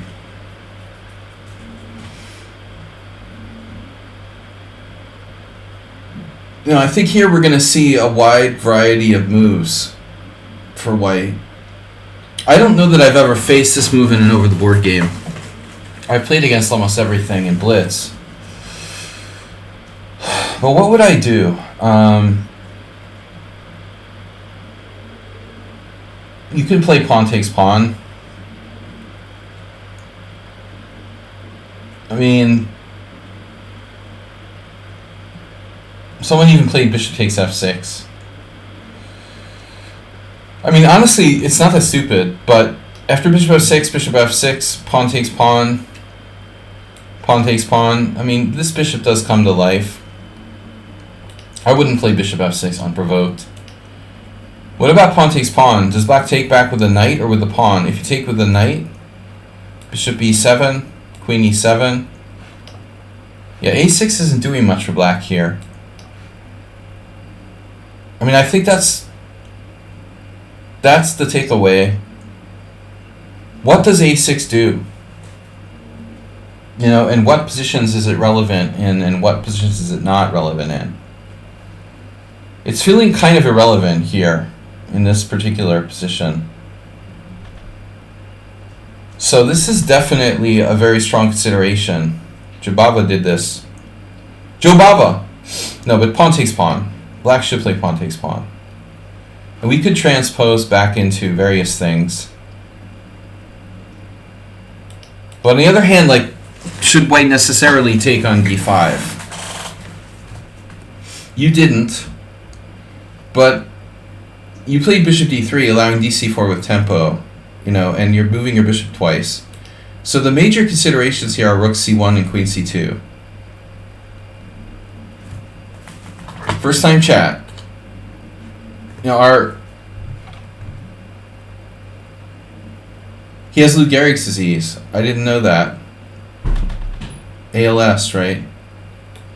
Here.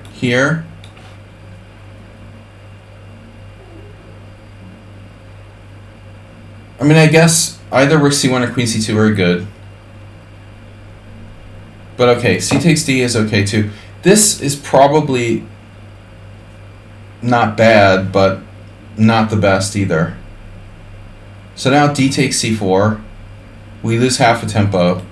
Bishop takes. Black gives up the center, but loses that time. White loses time moving the bishop twice. And now b5, and then you got a choice.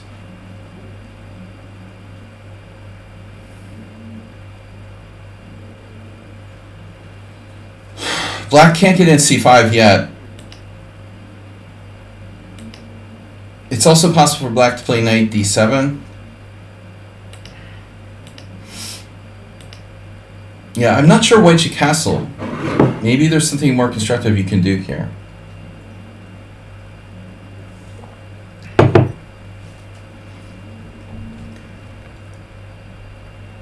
My issue is that black gets in c5, black has a good game. I don't think you should play bishop d3 first of all. You know, I think like either take or one of those waiting moves. I'm not surprised that a few people have played c5, by the way. That's not totally crazy. Alright, so here, take, here, take, whatever. And then black lost his mind. So this is not the point of black's position. I mean, black gave up his center, d takes c, surrendered the center, and now he's supposed to re-challenge with like c5 and knock out your d4 pawn. b4 has like nothing to do with anything. I mean, if he can drive your knight away from the center, it's going to go to a4. You have two possibilities here, by the way. Even more than two, but two primary possibilities. Knight a4, simply like keeping an eye on c5, or bishop takes f6, which is what you played. I want to point out, like, occasionally this is possible. You'd be surprised how often it actually works. There's some interesting ideas here, including bishop e4, but this is probably too much. So bishop takes, knight e4. Now, is there a chance that black could get this in? c5. I think takes with the g pawn. What does white play? Knight e4, and then knight d7 threatening c5? Can we stop c5 is the key. I mean, the answer is complicated. Maybe we can discourage it. I don't know about like stopping it outright. For example, rook c1. Okay. c5 takes. Yeah, it looks like he stopped. But he could play f5. And now if we do just anything, he'll play c5. So we have to go here. And then it's like takes. Bishop takes f3. Our bishop's hanging, so I've taken the g-pawn, and, well, obviously at this point it's unclear, and I'm not sure white has any advantage. So anyway, after all that's said and done, after b4, this move is controversial. Maybe, I'm certain that he should play g takes. Most people won't do that, but it's a smart move here. It's not that easy to checkmate him. And he always has this like desperado bishop takes f3 at some point. So we're not done yet, but I mean, after bishop takes f6, white has a significant edge, probably, for a good rest of the game. But g takes like doesn't allow the bishop to be, that's the point. The bishop is looking both ways, and it's like getting distracted from c5. But anyways, okay, b4 is a terrible move. The important thing is like black should never play b4 here. He can play c5, by the way. Because, like, first of all, if you take on f6, he might even be able to take the bishop. I mean, I'm not sure this is a big deal. Is this pawn... Are you sure this pawn is long for this world? Secondly, he can do this again. And, you probably have to take here, honestly. And black can take it. And then I think you should do something like this and try to trade off his bishop pair. And if you're lucky, you're still a little bit better, like a Catalan. But the big thing is don't do, lose the tempo with bishop d3, bishop takes c4. And then for black, he needs to not do that. But also he can play this. Here we see some games. So my old buddy Asubayeva, I wonder if she had her bodyguard with her. She drew with a girl from... They're from Bolivia, right? The Coreys.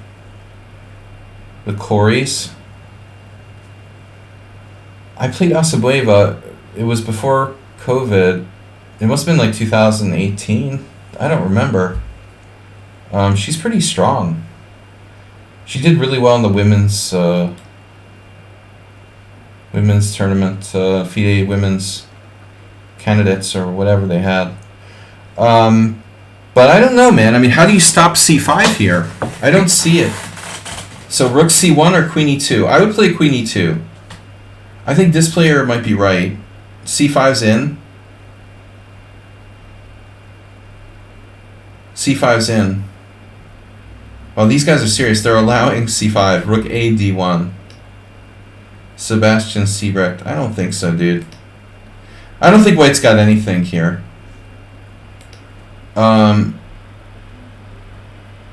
Black's fine. And on rook c1, you're still getting c5'd.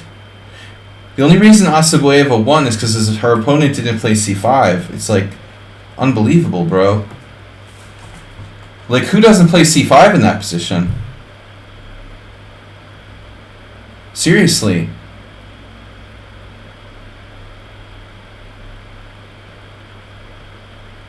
Thanks. Thanks for making it clear that I'm not as toxic as Yubava. Well, I can't match him in, like, mental illness. I mean, we're both mentally ill, but he's got a much higher mental illness than me. Much higher rated in mental illness, I would say. He's somewhere between me and Bobby Fischer. But look at the score. Jesus, dude. Check the score here. I let this happen once, like in the Harvard Open in 1997 or something, and I almost lost to a 2100. Let's just put it that way. You screwed up. You screwed up, and Bibi Sara won her game, like having no clue what she was doing with white. Because her opponent plays, like, check this out. Check this out.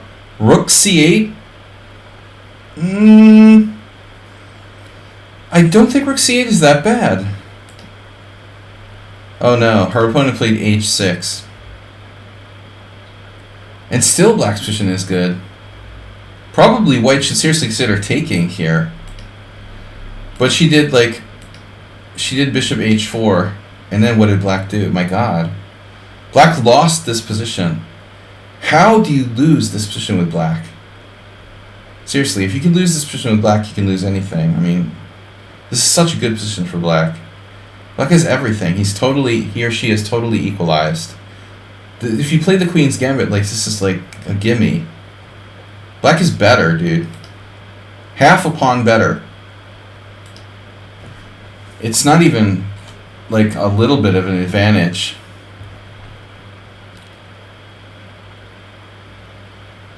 Maybe he tries to figure out how I knew he sent his game. Why is that name, like, not banned? Alright. Oh, it's not. It's just, yeah. Alright. Anyways, game is this. It's horrible for black. Boom. It's too late. We also have queen c2 and ideas against h7. This is classic now. I had a very similar game against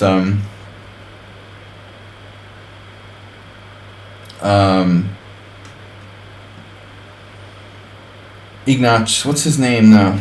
A Hungarian I am. Years ago. Pretty similar. I guess queen e2, c5 takes. No, I probably play queen e2 here. I think you should probably delay knight c5. Knight c5 right away doesn't feel right, because you're allowing bishop takes f3 again. But if you play queen e2, like, you can take with the pawn on c5, for starters. Also interesting is queen c2. I'm not really afraid of this. And you might have something with bishop takes h7 down the line. Also, we're just like concretely threatening c5, so what does he do? Probably f5 a lot of times. Now this will be weak. So I think this is definitely a mistake. Knight c5, knight c5, dc5, and now the situation is tricky. White isn't necessarily that much better. This bishop is still not blocked. c5. c5 b4 pawns are kind of weak. You don't have a total lockdown. So he takes the g pawn, and then yeah, I mean your king side is slightly weakened, which isn't necessarily devastating, but it's not a great thing either. This is blocked. So I would say at this point, like, white has only a very, very slight advantage. We want to play like f4. I don't know about queen d5. That's kind of adventurous. Is he like attacking or what here? He's attacking the pawn. I mean, this move, okay, yeah, he's attacking a2 as well. A little bit of a greedy looking move there. Queen, what? Wow. So this guy is like irrational. I think he's a little bit irrational. Black's first problem is like realizing it's like Alcoholics Anonymous as I drink my wine. The first challenge is like realizing that you have a problem, I think. Black's misconception here is that he's somehow better. I think that's not really... I don't think that black is better. I think that black is like probably equal. But he's playing like he's better. Check, king h1, rook d8, queen c2. And now f5. How does that really help black, right? But I'll be honest with you guys. Like trading queens here. Queen takes d1, rook takes d1, rook d8, and... I'm sorry, other rook d8. Duh. I mean, is black really in danger of losing this position? Seriously?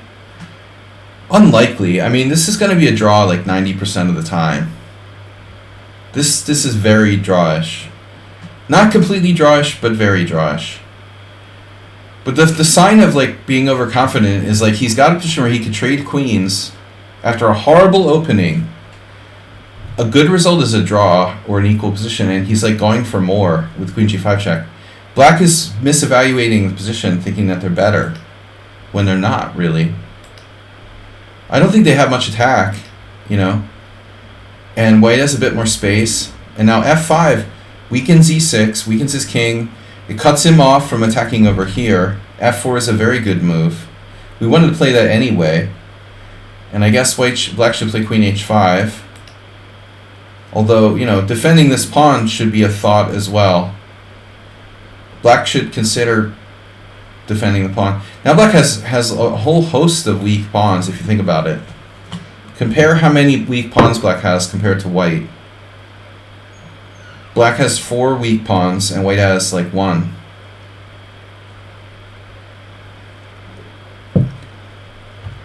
How do you like those odds, you know? What are the chances? Who's going to lose more pawns in the next 30 moves, black or white? It's a big difference, you know? And I think he's really under the impression that he was under the impression that he was like playing for the attack or something. Like he's gonna mate you with queen h4, rook f6, rook h6 or something. I don't know where the bishop should go. It's a pity you can't put it on f3. Obviously, like g2 looks safe. So even if he did like rook h6 there, you could play h3. But you could take the g-file as well. I'd also like to put the bishop on a square where it attacks things. Of course, you got to keep f3 protected from perpetual, so you can't like go here. That's at least a draw immediately. Although you're probably getting mated, right? Here, here, check, king g1, and then rook f6, game over. That's not difficult to see. Yeah. But nothing can really attack it on c6. He could obstruct the view, though. That'd be sick if like rook d5 was winning or something. It would be scarier if his rook was on f6. So he does rook f6. And I'm thinking like, what if what if your bishop was on g2? Would it be better? But what if he goes here next, you know? Can he like checkmate you? You got f3. You're always like gonna play f3 and defend laterally. Yeah, so again, this queen, we can't let our queen get decoyed. So if f3, black has bishop takes here.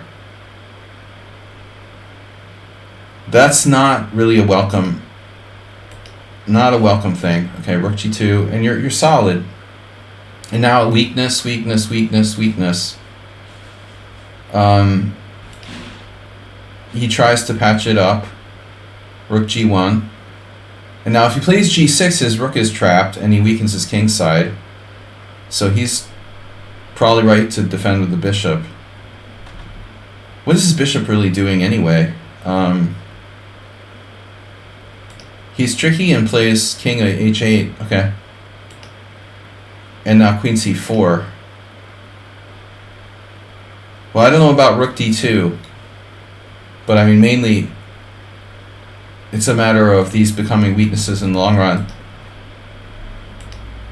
Yeah, this is insane. I mean, black is totally irrational. Like, g5 is insane.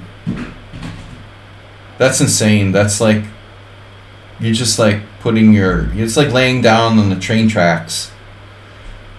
And I don't hear a train coming. You better hope it's not electric. Yeah, man. We're laying down in the middle of the street and a Tesla runs you over. That's what this is. That makes the best. Like, you lay down in the middle of the street, you don't hear a thing coming, and then like Elon Musk runs you over. You don't hear them coming, dude. It's horrible. I see this a lot, though. People are just way too optimistic. F takes g5, bishop takes g5.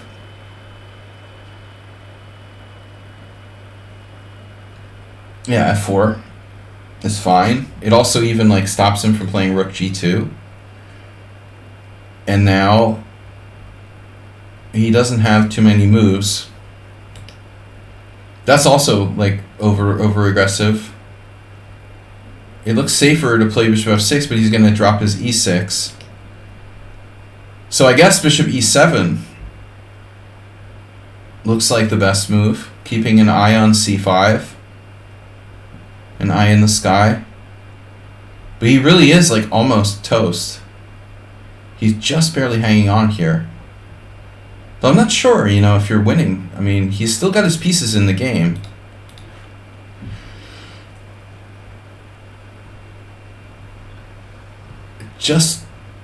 I just don't quite see a way to finish him off, What's the evaluation? Mate in 4. Oh my god. Wow. This was the theme of the game. I missed it. Wow. Dude. Tactics puzzles. Do your tactics puzzles. Queen d4 check. Oh. Yeah, he missed it. It works either way. It doesn't matter if the... wow, nice. It doesn't matter. Well, you'd have to put his bishop on f6, but that drops the e6 pawn, which doesn't look good. Because then it's like curtains because of this square. I mean, technically he could play on, right? He has bishop g7. But it's terrible. You have this now. He's dead. Totally dead here. Yeah, I love the opposite colored bishop attacking positions. But the synopsis of this game was, and I missed that tactic, a beautiful tactic with queen d4. Hopefully I would have seen it if it was my game.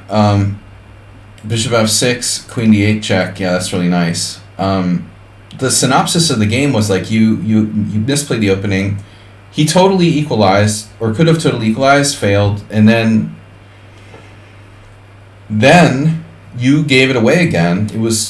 Black was okay, and then he just had this like bad perspective of the position where he's like thinking he's better or something, and evaluating positions is really the number one thing. If you can evaluate a position, I mean, then you can find the right plan. First of all, I think you have to know if you're better, you're worse, you're lost, it's equal. This guy seemed to think he's better when he's not, and that's a serious problem. I mean, sometimes it can help you to be overconfident, but in most cases I find it to be a disadvantage. In fact, most of the games I lose are when I become overconfident. All right, Sned Seg is next. Thanks for the game. Sned, We're playing white with my favorite move, knight f3. I gotta break the knight f3 out at the World Senior, but not every game.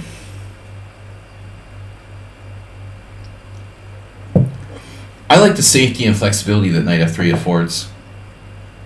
I never played b3 because the time I lost to Burmakin. I had this one game where I lost to Burmakin in the classic bishop g4 variation. I'm lying, aren't I? Was it this? It was this. Yeah. It was this. Yeah. Yeah. This is good. Like I was showing Mr. Coffee, right? E3 isn't as good. This isn't as good because white can play c4. But the problem with b3 is bishop g4. Yeah, bishop g4 is good. So if black has a choice between e6 or bishop g4, and you're my blackjack partner, Vladimir Burmakin, which do you play? I lost to him, and I never played this again like this. It just like it was like it was like how to explain it? A traumatizing experience, losing with white against Burmakin. He's like one of the most solid players in the world. He plays like d4, g3. And how did he get to 2600? He got over 2600 playing like that. The Caro-Kann and d4, g3. And you lose to him trying to play like a relatively safe setup. I have a bad score with b3 for some reason. Alright, but anyway, bishop g4, you should just play bishop b2. And I learned my lesson later on, right? I learned my lesson later on with black. It's the same thing, against Naj Gabor 2 years ago. When I was playing black, Gabor played this. I played knight f6.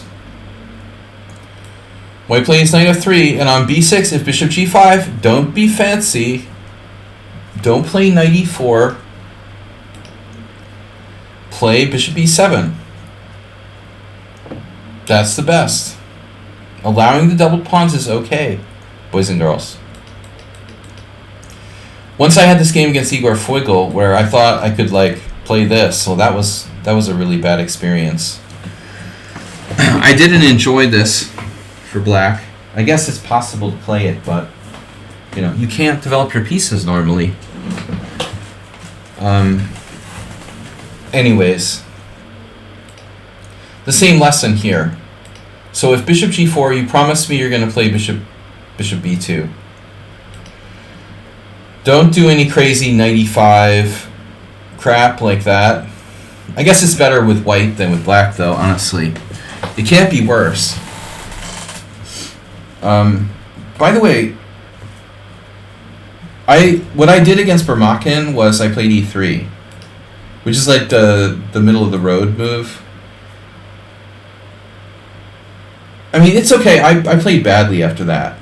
I didn't lose because of the opening, but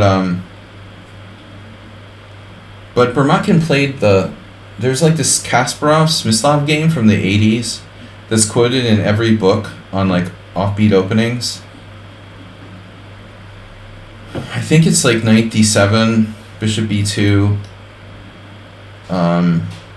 e5, h3. Was it Taimanov? I thought it was Smyslov.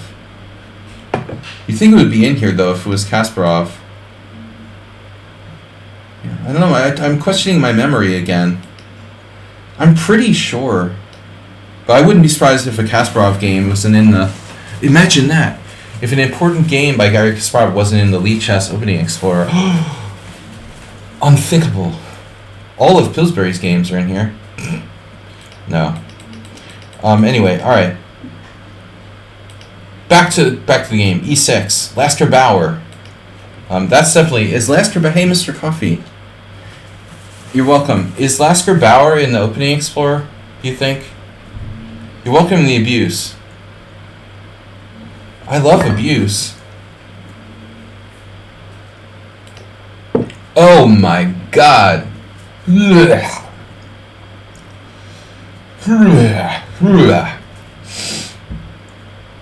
Is g4 a move? I think if I was drunk, I would consider playing g4. If I was like playing in a rapid tournament and my opponent was rated like 1400, I would probably play g4 here just for fun, and then find out that their like classical rating was really like 2400, and they just hadn't played a rapid tournament since they were 3 years old. And then they like ripped me apart after g4 Ponte's pawn 95. So we got this Sladgie. Oh man, where is Stapvargan? How many times have I played Stapvargan with black reverse colors in this stuff? The first question is, do you want a double fianchetto or just play e3? I had a game the other day with black reverse color, same thing, and I decided to do the standard, sort of e6. But I think there's nothing wrong with double fianchetto. Valery Loginov. First Saturday, 1991. This Loginov guy, I never met him. He was playing the early Hungarian First Saturdays. Laszlo Nagy, who's the organizer of First Saturday, used to live in like Russia. He was in the military, and he had some connections, so not surprising that a Russian GM. This Loginov guy was very strong though. He must be getting up there. Loginov, good player. He was one of the early resident GMs in the First Saturdays in the early 90s. E3, knight f6, c4,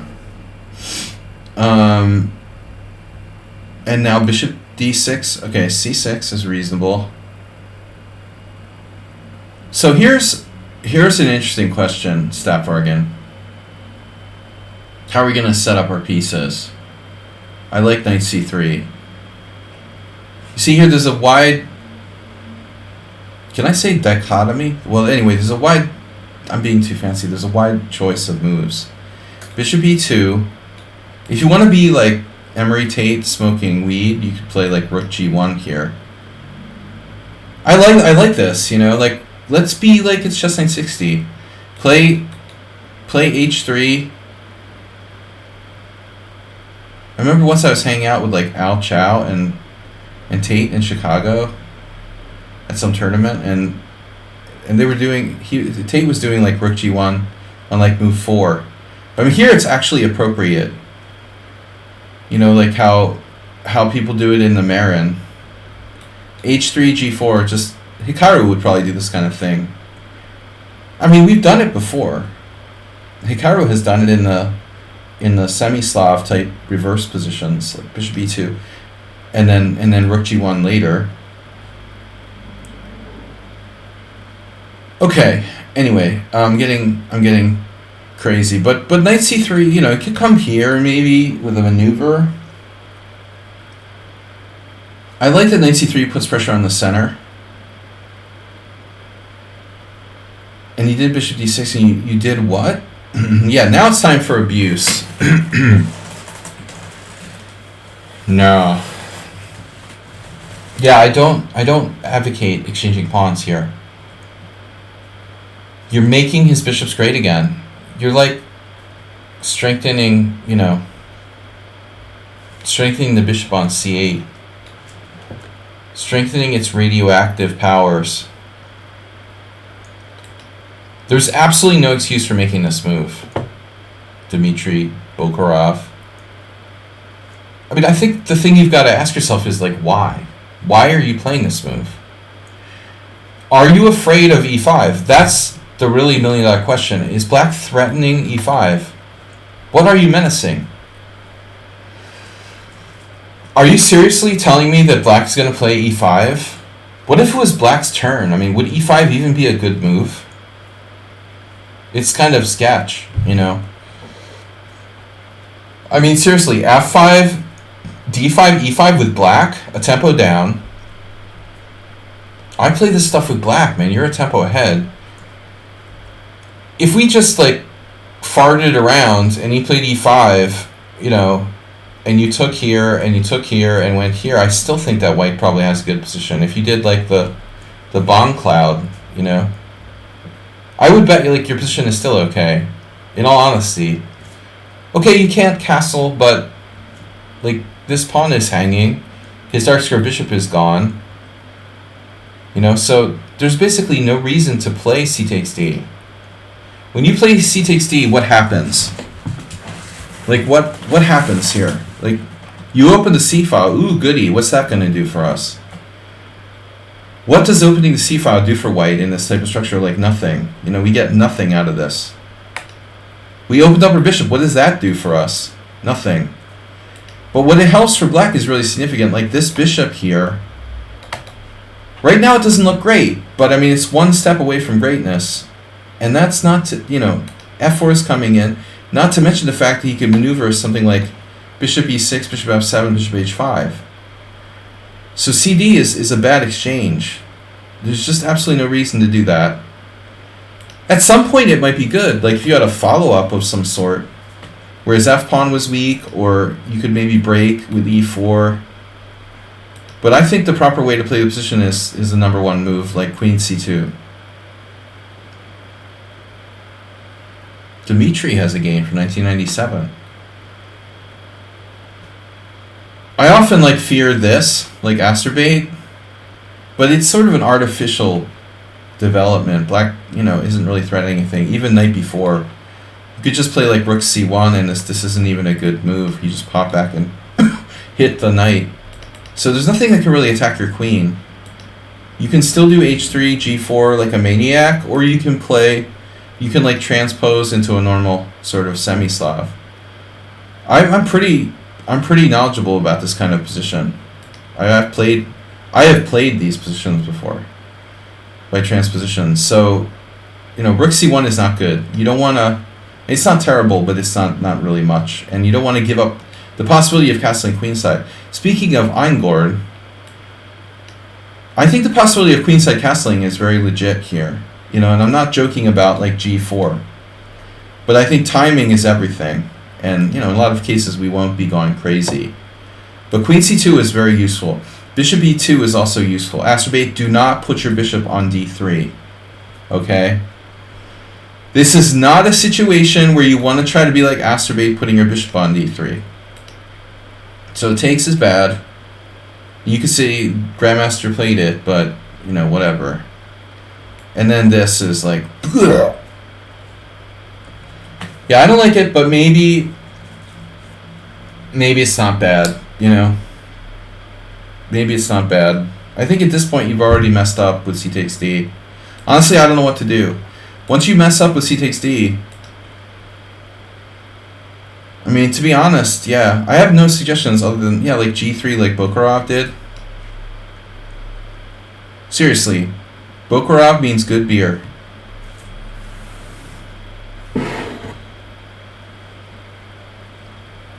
That guy was, I don't know, I probably played him in Blitz, but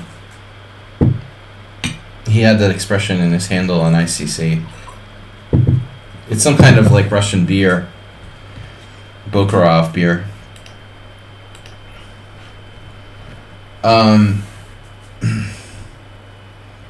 50? Do I hear 100? I wish Mr. Slow was here to donate. We need the big spenders. Alright, I like g3. You've got maneuvers. You've got bishop g2. You stop f4, which is a good thing. Now I'll have to settle for this type of thing. You know, bishop e6, bishop f7, bishop h5. But if he goes bishop e6, you have like knight d4. So I like g3 there. It's never too late to double fianchetto. So you played it like real stodgy like. Okay, d4, castles. And then this, probably a bad idea. Because honestly, you're black in a stone wall, right? And in the stone wall, normally like you do this, and then this, and then this. And the radioactive bishop controls the e5 square. Or any kind of close queen pawn games, like the Kohli-Kaltnowski and the Stonewall and whatever. So if you play bishop e2, you know, like, what are you going to do when he, like, plops a knight in here? Are you going to take it? Are you going to take that? Are you going to eat that? But, so I think this is the idea. What if he goes here? Can we play this? I mean, are we going to get in trouble with some weird check? Maybe. You might have to take a timeout and play something stupid like a3. I don't know. Acerbate. But you played bishop e2. Now I don't know where your knight's going. You're going to have to... No, you have serious problems. You're getting close to my game with Humpy. Knight on bd7. The only thing I can think of doesn't work. Oftentimes Light would like double the rooks on the c file, but then you need Black to have played like b6 or something. If Black had played b6, their structure would be weaker.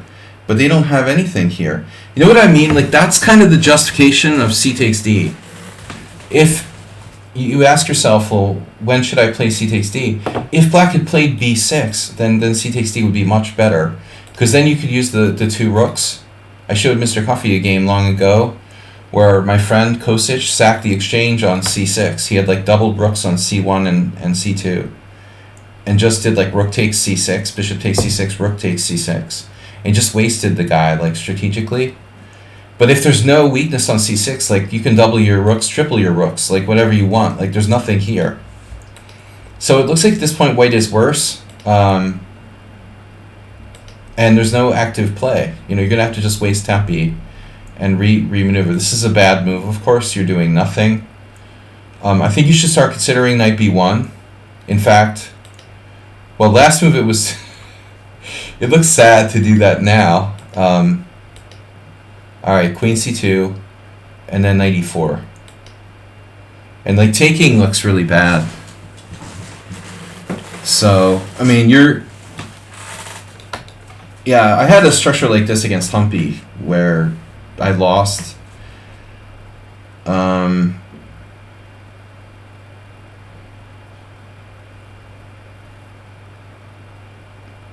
don't know what to do here. We're in trouble.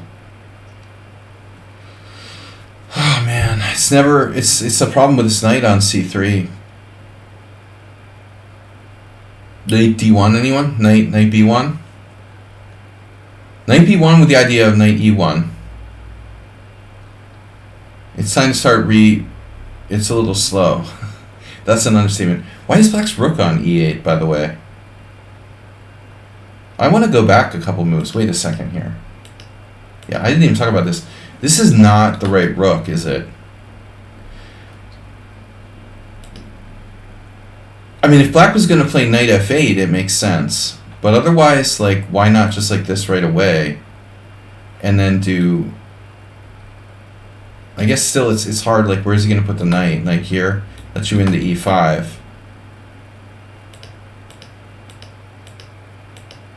Knight a4 isn't helping anything. You ready for the abuse? Oh my god. I mean, you might as well play knight d1 at this point. You know, at least it would protect the e3 square.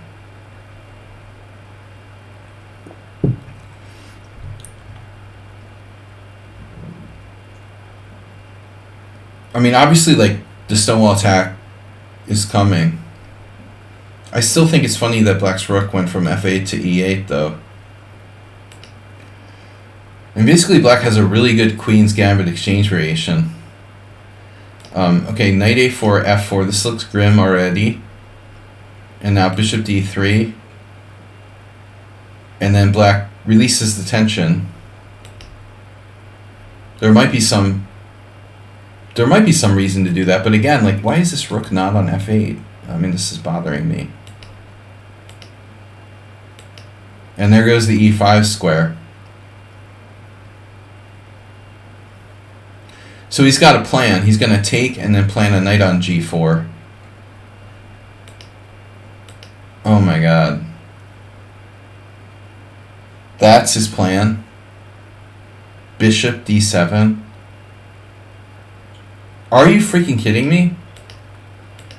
Dude, I mean, then at least, I don't know. There's got to be something better for black. Why did he exchange on e3 even? How about, I guess, this, knight e5? Just for example, let's see. Takes, takes, takes, takes, here. Bishop takes e4, pawn takes e4, queen takes e4, knight takes e5.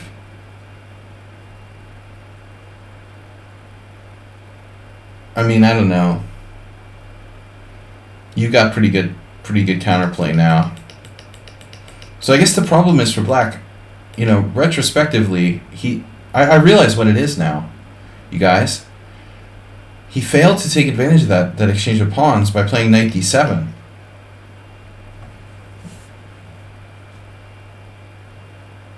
If we go back to this point, when you played bishop e2, you know, I didn't make a big deal about it.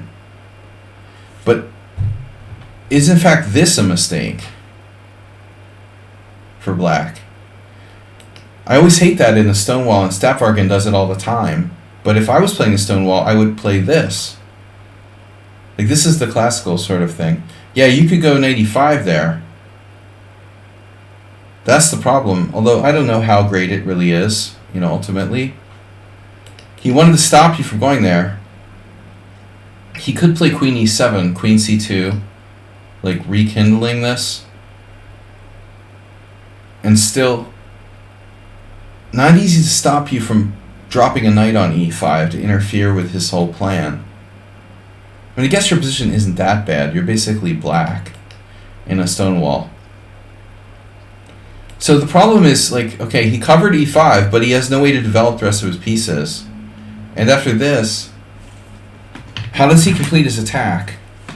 Well, I guess the other answer is, like, why the hell is his rook on e8? The other question is, why the hell is his rook on e8 at all? So what if he had just not done rook e8, done knight e4 right away? Now, if you made the same move, like queen c2, I say just go with the pawn. You know, go. Then he should just go. This is what Stapvargan would have done. g5, g4, then rook f6, and then rook over here. Actually, there was a game in my last tournament last week where this Belgian FM absolutely crushed a WFM, playing a standard kind of Stonewall like this with, well, he was white in a normal Stonewall. This seems to be the way to play it. Just leave the rook on f8 where it belongs. I mean, it's a freaking Stonewall.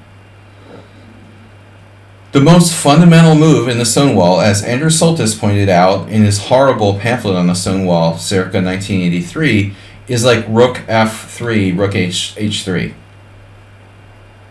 That was what I was trying to do in my first games in 1985. The rook does not belong on e8. So the idea would be to play rook f6 first. So if you robotically do whatever, you know, rook f6, he's got e5 covered. You can never play knight e5, and then he can transfer over here, drive your knight back with g4. So whatever you do, I don't know what you're going to do. I don't even know. Good luck finding a move. It's basically game over, man. It's game over. You know who played this way? Pillsbury. Actually, I'm sure that someone did it before Pillsbury, but I mean, we're talking 1895, 1896. We can all attribute the Stonewall to Botvinnik, but if you look at Andrew Soltis' pamphlet on the Stonewall, I'm sure he references at least one Pillsbury game in there. I mean, dude was playing it 130 years ago, and like pretty much the same form. This is killing. I don't think there's much I can do about it. Sack a pawn with 85. I mean, I'm pretty scared, dude, that this might actually be your best practical chance to like literally like lose a pawn to stop the attack in its tracks or something like that. You know, just literally try to hold on down a pawn. All right, anyway. Black misplayed his attack slightly. The setup. Knight a4 is really bad. f4 here. But now black runs out of like things to do, you know? I guess he could play g5 anyway. Maybe he should play g5 anyway. But it's not ideal. Jesse Eber, welcome. This loses e5, take, and then that. Like that's lame. Bishop d7. Is it just me or is that like the lamest move ever? You know, like bishop d7 doesn't do anything. What's the plan? Like rook a d8 and then bishop back to c8? Oh wait, he's got to maneuver bishop d7. Yeah, oh no, there's a rook on e8. Sorry. Grid nonsense. National Grid.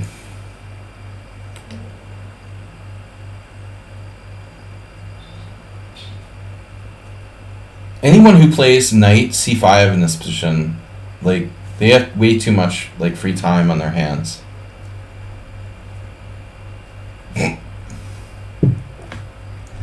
That is just such a weird move.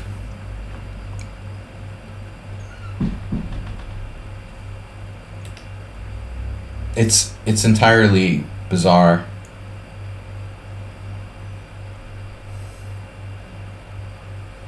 I mean, couldn't you play like bishop e2, and then what does he do? Takes, takes, takes, and then you have the classic like Fred the Crusher with knight takes d5. I've been waiting to do this to the guy like the whole time. But that would be sweet, huh? Oh, queen takes d5, bishop c4. Is that a problem? If you play this style with us, you might want to put your king on h8 at some point. Knight c5 is insane. But bishop d7 was a bad sign. But I don't think you should give him your light square bishop. This is your baby.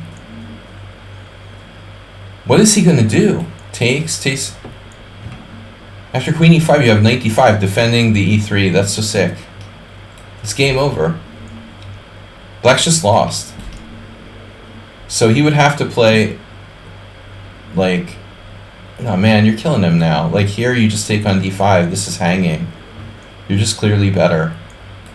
Knight c5 is such a stupid move. I couldn't imagine anything more stupid. After bishop e2, he should simply go back and like offer a draw or something. All right, so rook ce1. How many tempi has he wasted? But now he got your light square bishop, you know. See, that's the problem. You don't want to lose this piece. This is your big piece. Then you end up in a situation where you have a bad piece on b2. And his bishop isn't so bad. That hurts. It hurts my soul to take that knight a little bit. Because again, if you take the position and you just say, okay, White has one good piece, one okay piece, and one bad piece. And black has like two good pieces and one okay piece. It feels like it's just a matter of time. I mean, like, what are you going to do? You know, your bishop is just non-existent. So, like, knight e2, okay, good luck with that. You're kind of in trouble here. I wouldn't want to play, like, Botanik for real. But after this, now all bets are off. Opposite color bishops, you're lucky to even be here.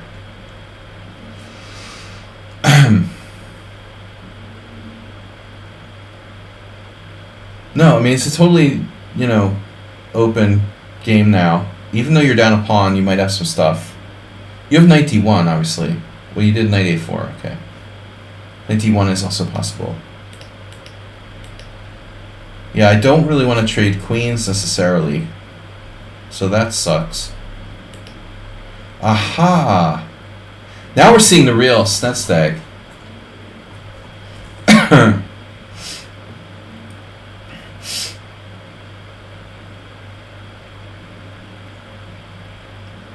Well, I mean, you have a crushing threat of rook takes f6 now.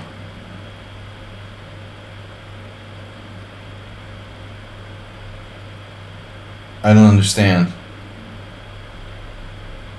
Explain to me how, like, rook takes f6 doesn't win.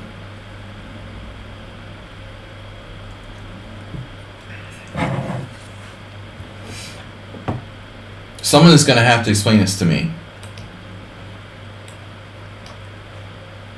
I mean, he has d4. I see that. But I thought you had something here. Check. Bishop e6. Well, I mean, at least you get 2 pieces for the rook, right? This isn't so clear. Like, you should be okay here. White is probably, like, clearly better. With 2 pieces for the rook. Tell me how this doesn't work. So I just don't see a defense for black.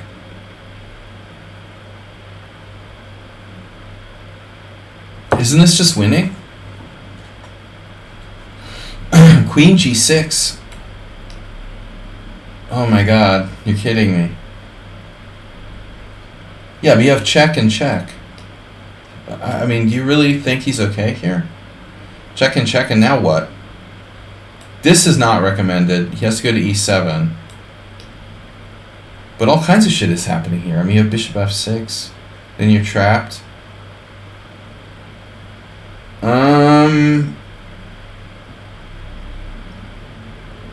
Your knight is out of play, and d1 could have been better, but probably not. Oh, you have queen e5 check. King d8. There's bishop a3 check. God damn it. This doesn't work. Hold on. There's bishop d6 check, yeah. Wow. It doesn't matter if we play knight d1. Knight d1 might be better, though. You could pop the knight to f2 and maybe get in there somehow, but that's fantasy. Whoa. Can't believe it. Wow. Alright. Well, that sucks. Why not knight d1?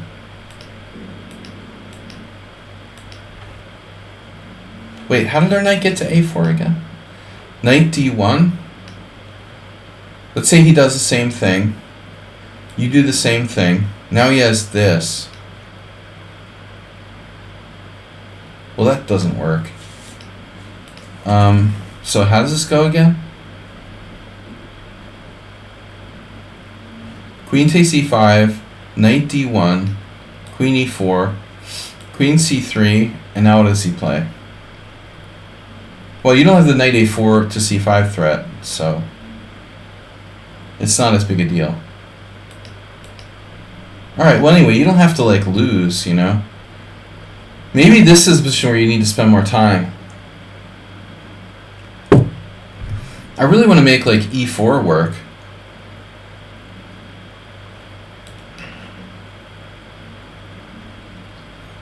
There is some danger here, but I don't think you're necessarily lost.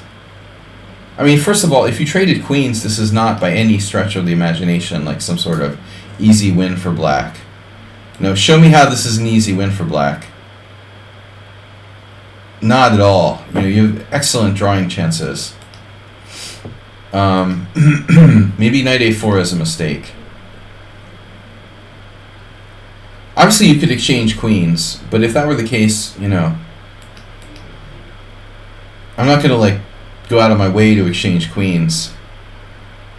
You could also maybe hold off on this discovery.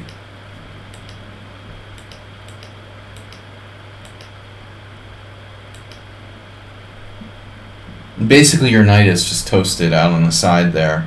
Hopeless. At least on d1, it would have had a chance to come to f2. And that's bad too, I admit. Probably best not to move it at all. Ultimately. White squares trump dark squares. And you're lucky to be alive. Nice pawn structure, though. And a nice knight, most importantly. So what do you think about his move c5? Should black possibly consider not playing c5? I suppose you could play... You're going to play knight c3 anyway. This isn't a fun endgame. Not against a really good player.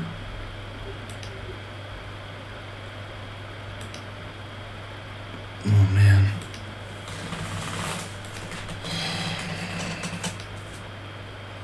It's finished now.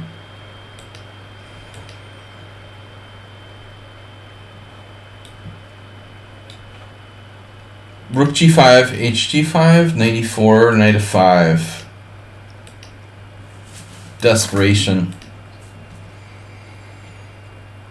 Desperation breeds contempt. Oh, man. I didn't see any real chances in the endgame. But I think you had chances. You know, the first problem is playing knight a4. This is a position where you shouldn't necessarily lose.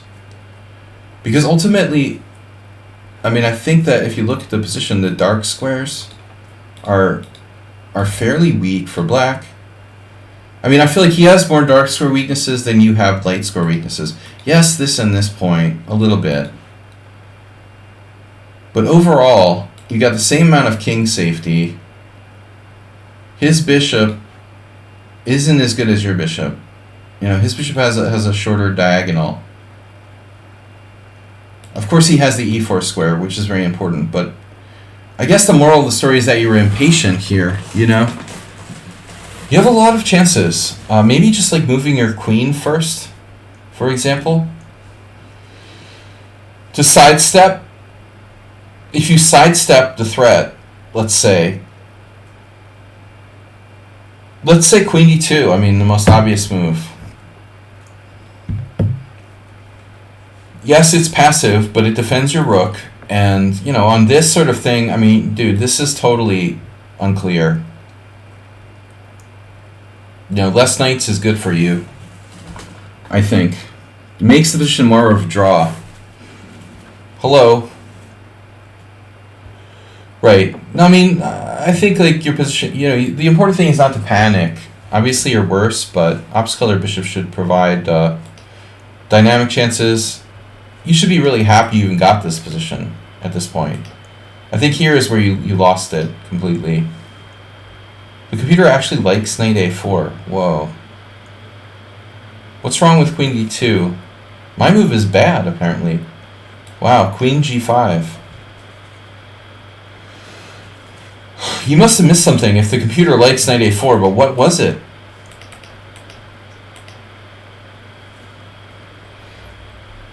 Must have missed something major.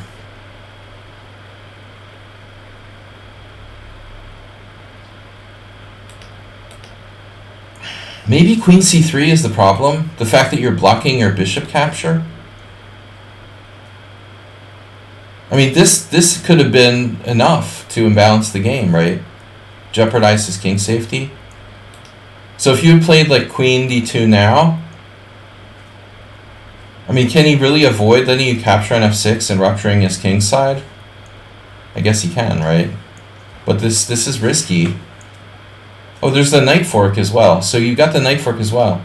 Maybe, surprisingly, this is your mistake.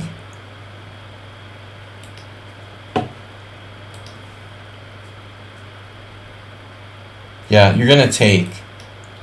This is the key. In this sort of position, you take.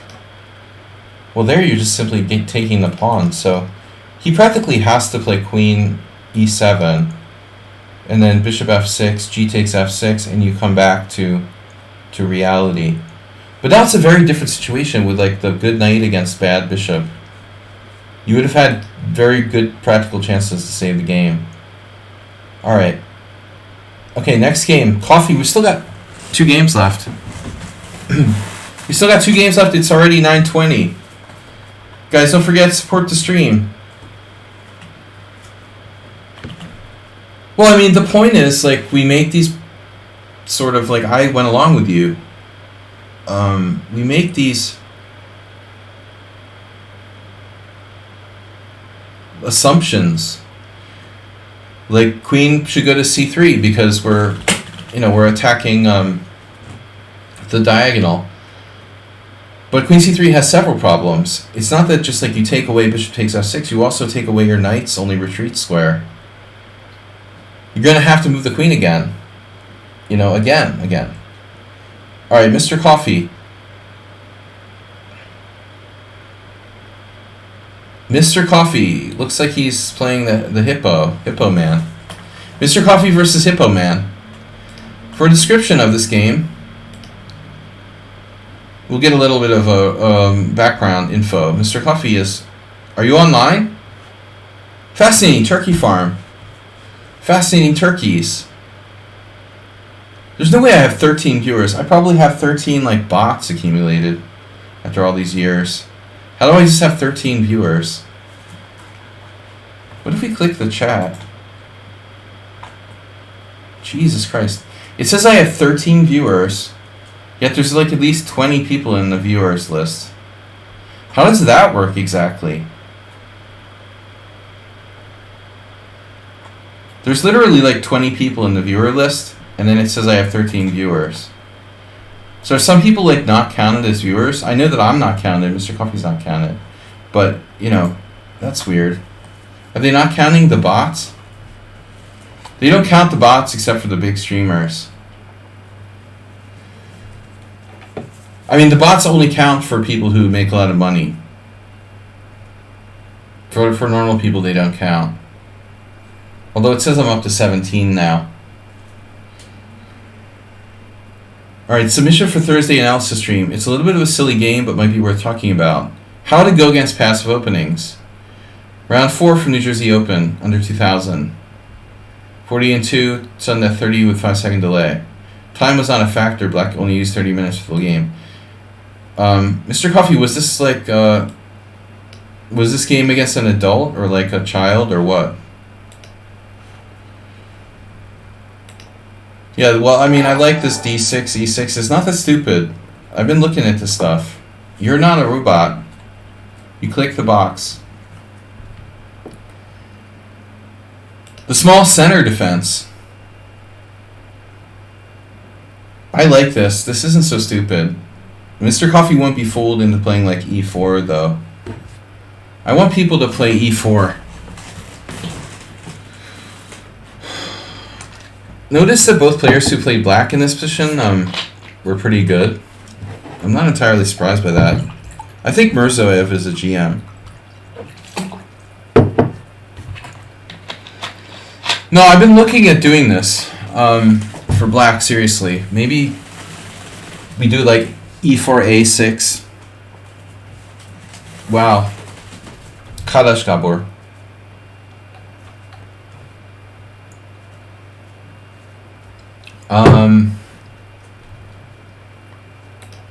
Anyway, so C4, Mr. Coffee stays in Queen Pawn land. Unrated his first tournament. An adult unrated first tournament. You're playing H4 here, no cap. Yeah, no, that's not appropriate. I would say, like, if you play C4 and they play, like, H6, Snedsteg, even here it would be, like, pretty dubious, but playable, you know. Kadash Gabor, speaking of Kadash Gabor, he used to play it on move 1. But no, it's not. The small center defense isn't that stupid. First of all, Black can try to play the hippo, but if you play H4, he's not going to do G6, you know. You can't assume that Black's going to play the hippo. Like, if you played H4, let's say I played A6, if you played H4, I'm not going to play G6 and let you go H5 or something. I would definitely play something sensible like Knight F6. If you go H5, I'm going to play H6. I mean, I'm not saying it's a good opening. I'm just saying it's like practically useful because people don't know how to play chess. They just like memorize stuff. So for a grandmaster or some strong master to play this type of thing, it's not as stupid as it looks. Just force people to play chess. I had a game against a friend of mine who played the London years ago, and I played E6. The only time I ever played the small center defense. Honestly, the game is not in there, but it should be. So I won. It's a good setup against the London, I think. Alright, anyways. Mr. Coffee's white. C4, H6. No, this is. I had this guy play this against me years ago. Some weird guy in a tournament in New England. This is kind of like a thing, like a delayed killer grob or whatever. Now, okay. You had a friend who played the London? Oh, this whole group of guys from my former club, they were taught by like one guy to play the London, so they all learned to play the London. Yeah, it's like a disease. But I don't hate people because they play the London. I just don't respect their taste in chess openings. No, I don't think that h4 is necessary. It's a little too extreme. That's okay for a blitz game. We want to be principled here. If he plays g5, like they're probably going to play g5. Like I had a game that went something like this, I remember. The idea is they can play bishop g7 and then probably knight e7 and knight g6. It's basically a reverse grob, half hippo grob thing. It's maybe not that stupid. I'm sure that if I sat down and really spent hours to try to find the best possible line, we could get a clear advantage. I mean, h4 is definitely something to keep in mind. You're committed to knight f3. I mean, honestly, if you want to go back to basics, like Hikaru has played this. Knight f3, h6. There's an argument. I played it against Schieberspieler several times. Don't know if you remember that, but there's an argument to knight f3 in some way justifying the sort of spike attack here. Like h6 is definitely better against knight f3 than against d4 or e4. This spike attack can be like a tempo or irritating. I mean, the same way as if you were to play knight c3, like a6 would be better than it is against e4 or d4, because this can be a problem for white in some variations. So if you play knight f3, h6 is a bit more justified than just a random position. But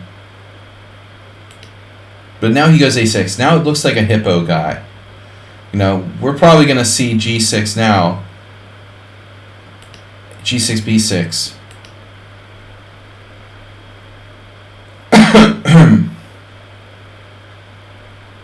And what I've done in most cases is play like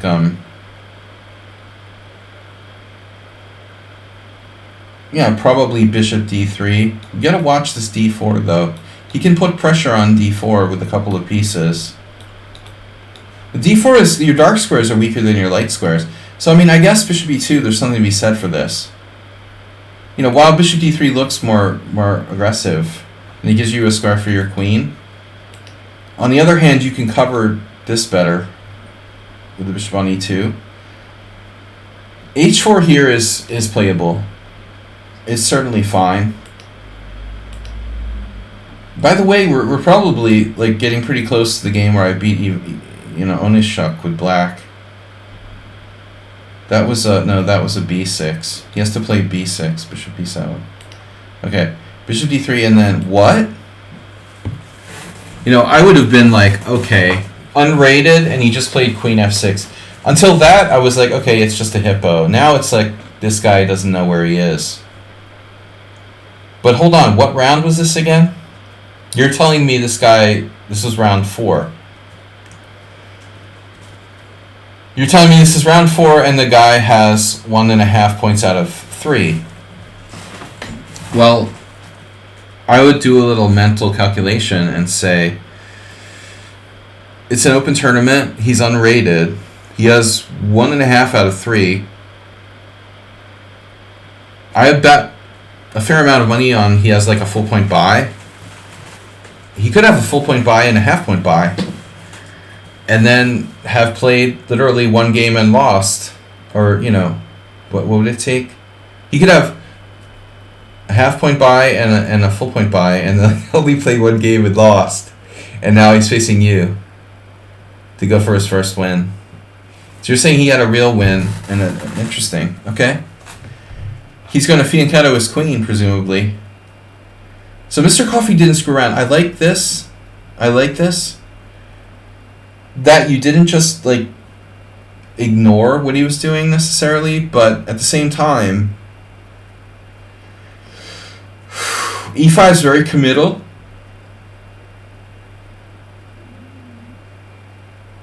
We got to have concrete plan worked out here. You know, if he takes, right?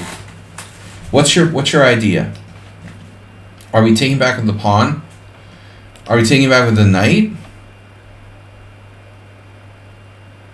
And then trying to support that knight? It doesn't look good. That knight is real shaky. You know, I don't like knight takes. You also have the in-between move knight e4. Was that your plan? Yeah.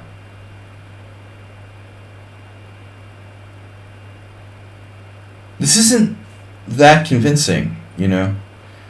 I mean, that's the nature of the hippo type positions. This amorphous sort of thing, like, okay, now what? This bishop here is blocked, and there's some weakness on the dark squares. Here, I don't know what to do. I guess knight takes. White is obviously better, but it's not like black is dead. e5 is not the most accurate. No, I mean, you also have to keep in mind that, like, if he plays e5, you've got knight d5. So he's got a really, really bad Philidor where he's, like, losing a pawn at least. So honestly, maybe Mr. Coffee rushed a little bit here, but if he's not going to play e5, then the question arises, like, well, what's the best move? What you want to play are moves that are useful in every position.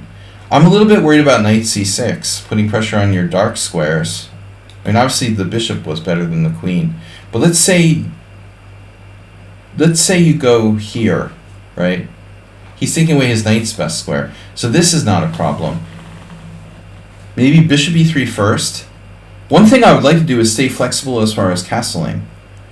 Don't commit to castling one way or the other too early, because you have the option to castle either way, or leave your king in the center. As does black, but I like bishop e3 because it totally leaves your options open in terms of castling.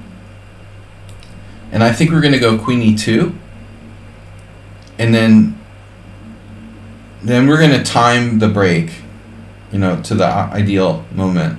If he does g5, we can just play h3. Then something like this probably. But I mean, now he's almost getting his queen trapped. He'll have to go back to g7, blocking his bishop. Now I like to set up basically like this, and then castles, probably queenside. If you do castle queenside, he's going to have a break, but it's doubtful it's very strong. You can also castle kingside. So you went a little early with this. Okay, he just plays that. Obviously, this is probably best. I mean, e7 is a normal square for the queen and the hippo in a lot of cases. In this one, not really, because here it blocks the knight. So if I'm going to wager on what the engine will say, it looks like he has to play queen d8.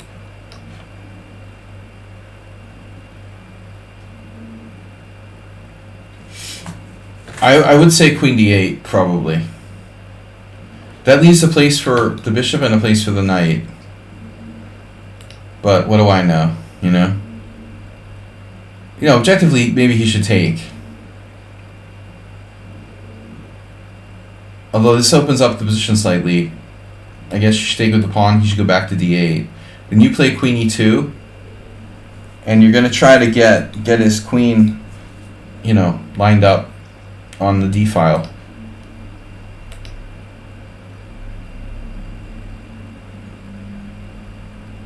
Yeah, I mean now he's got problems with his bishop, not to mention the fact that his king is in the middle of the board, and you can start opening it up. Like Turkey Farm is talking about, you can open up the position with d5 at some point, but we have to make sure we can open it up. I'm not certain, you know, because obviously if you take, he'll lock it up. You know, that's what they want in the hippo. So I've played the hippo. I mean, I know how to basically play the hippo. They're going to try to lock it up like a wrestling match. Bishop e3 now. Knight d7. And here, I mean, you got to admit, Mr. Coffee, it seems weird to play bishop e3 and then play bishop f4. That's not the picture of efficiency, bro. You played bishop e3 and then you changed your mind and played bishop f4. It seems inconsistent to me. Like, which is it going to be? The obvious suggestion would be, you know, probably to take. I mean, you're just way ahead in development. This looks ugly. Then you have like c5 and knight e4. So he'll probably take back with the pawn. But I mean, there's no way that black is okay here. You know, you have pretty significant advantage. The only question is like which side to castle on. Probably king side. Or delay castling, something like queen e2. But I can see not wanting to release the tension. I mean, this isn't a terrible move, obviously. It just seemed a little inconsistent. Now, he can play g5 with tempo, force your bishop to g3, h5, something like that. Let's see, g5 here, h5, starting to trap your bishop. Then what do you do? Stalk fish.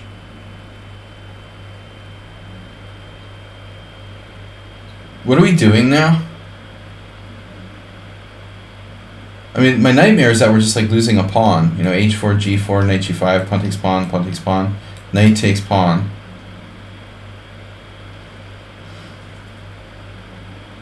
But h3, isn't there an issue with that as well? I mean, his queen is being cat out and is protecting his rook. So he has g4. I don't get it. You know, it's like takes, rook takes h8, queen takes h8. Now what do? You're going to h2? This doesn't seem right. You're still dropping your e5 pawn. So you better have some tactics up your sleeve.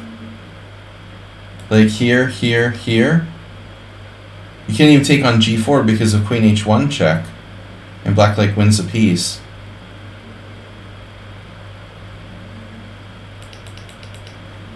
I just think it's inefficient what you did. You know, it's inefficient. I mean, if you had h4 in, then it's fine, you know. But your bishop's not secure on f4. So here you have to start thinking about all kinds of stuff, like sacking a piece. I would say after h5, I was seriously thinking about taking here. My first thought was like literally trying to sacrifice a piece. I guess you have bishop e5. And then something along these lines.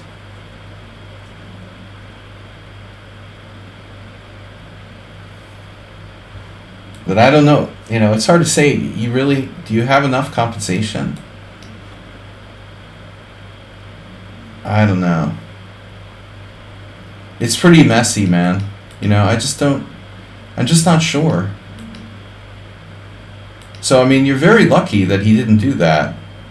It looks like h5 is like critical. Seriously, I mean, what is he going to do? What are you going to do about it? h4, g4. I was looking at knight g5, but I just don't see it, you know? He doesn't have that many weaknesses that it's easy to exploit. But this is what you should have expected. I mean, it's the obvious move. You're threatening to trap your bishop. You're going to play h3, he's going to play g4. Do you have any alternative here? Again, like, sacking a piece, like, that's it. Just losing your e-pawn. I do not like this. You cannot exchange rooks, but your knight's on the side, boom. Maybe there's some way you can make a positional pawn sack, like with d5 or something, you know, but I'm not of the impression that black is lost here. As crazy as his opening was, everything's kind of like protected. It's not convincing. Maybe you have compensation for the sacrificed pawn would be my evaluation. But also everything could kind of fall apart. So okay, it was very inconsistent to play bishop e3, bishop f4. You're asking for it. You're lucky he played this insane move f5. The safe bet is that he doesn't know the en passant rule. Did he try to stop the clock and call the arbiter when you played pawn takes f6 en passant? That would be a kind of dead giveaway. I'd like to just see the expression on his face when you played pawn takes f6 en passant. He accused Mr. Coffee. He's the second player this year to accuse Mr. Coffee of cheating. You cheated. I didn't play f6. That's embarrassing. But it looks like after this, it's a tough call because you don't have to play pawn takes pawn en passant. I mean, h4 is also strong. Now, I think he's playing the ultimate position with no space. But okay, this is probably good. He's got a serious issue with this pawn and this pawn. g6 in particular. I think he might run into immediate problems with g6, right? So if knight takes f6, knight h4 acerbates all over this. But you should always calculate the forcing moves. No, I don't think knight h4 is the most principled. You have better. I mean, queen e2 looks really strong. Where's he going to put his knight? So I thought, actually, this one. Then he could protect his g-pawn with his other knight. Maneuver queen f7 and play bishop g7. Just for fun, Queen e2. Queen e2, knight e7. The idea of queen f7 and bishop g7. Black can almost coordinate. But he played queen takes f6. Okay, no, this is seriously playable fine. But at the same time, he doesn't have a place to put both knights. Now Mr. Coffee played bishop g3, which is fine. Queen d2 is fine. Castle queenside is a good idea. But you don't have that vulnerable e-pawn, and your queen really wants to go to e2. So I guess this is alright. Now he tries to complete the hippo. It's a little late for that. It's a little late for hippo. Here. And now, queen e2 looks really strong. Because you're developing pieces, and you've got the threat of knight d5, bishop b7, knight d5. I think last rights are in order. If you're Catholic, yeah. But bishop e4 is certainly not a bad move. The only problem is it does clog the e-file. I don't like the fact that your bishop hasn't... Okay, it has c6, but it's rather short on squares. Knight e7, yeah, this is getting a little cramped, the bishop on e4, but surprisingly hard for black to attack it. Now h3. Alright, man. I haven't really criticized your play until now, but I mean, h3, I'm going to have to take issue with that. I'm sorry, but h3 is I don't know what to do. It's exacerbate. Who else was doing h3 when they don't know what to do? We've had a number of people who do this.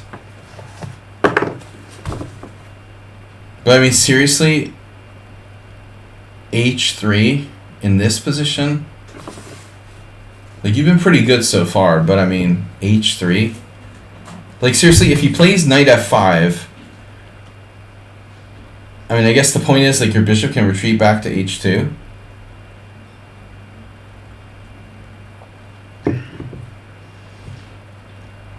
I would imagine to be more major shit going on, you know. Like, look at his g6 pawn. He can't do knight f5, knight takes g3. Well, you have that diagonal already. You wanted that diagonal. You need to get your king, like, castled. Okay, h3 slows down g5, g4. It's not a terrible move, but you kind of, like, almost forced him to do this. Now, you went queenside. Wow. It's funny that you castle queenside, because I was just thinking, like, maybe it's safer to castle kingside. I really like your rook here. I mean, on the other hand, yeah, h5 is still a thing. If you castle kingside, h5 is still a thing. But it's not nearly as scary as it was before. I think this guy confused people. That's how he got 1.5 out of 3. He played such a weird brand of chess that it just confused his opponents, who were probably, like, just robotic style players. Castles queenside is definitely okay. We've got to watch the b line and the diagonal here. So this is not a light undertaking, Mr. Coffee. Like, you know, castles queenside is not, it's not the highest safety rating. Yeah, I don't know. I wanted to castle kingside, but I am having some second thoughts about h5. I wanted to castle kingside. That's all I can really say for sure. What I would have done, I don't know. I'm not sure I would have played h3.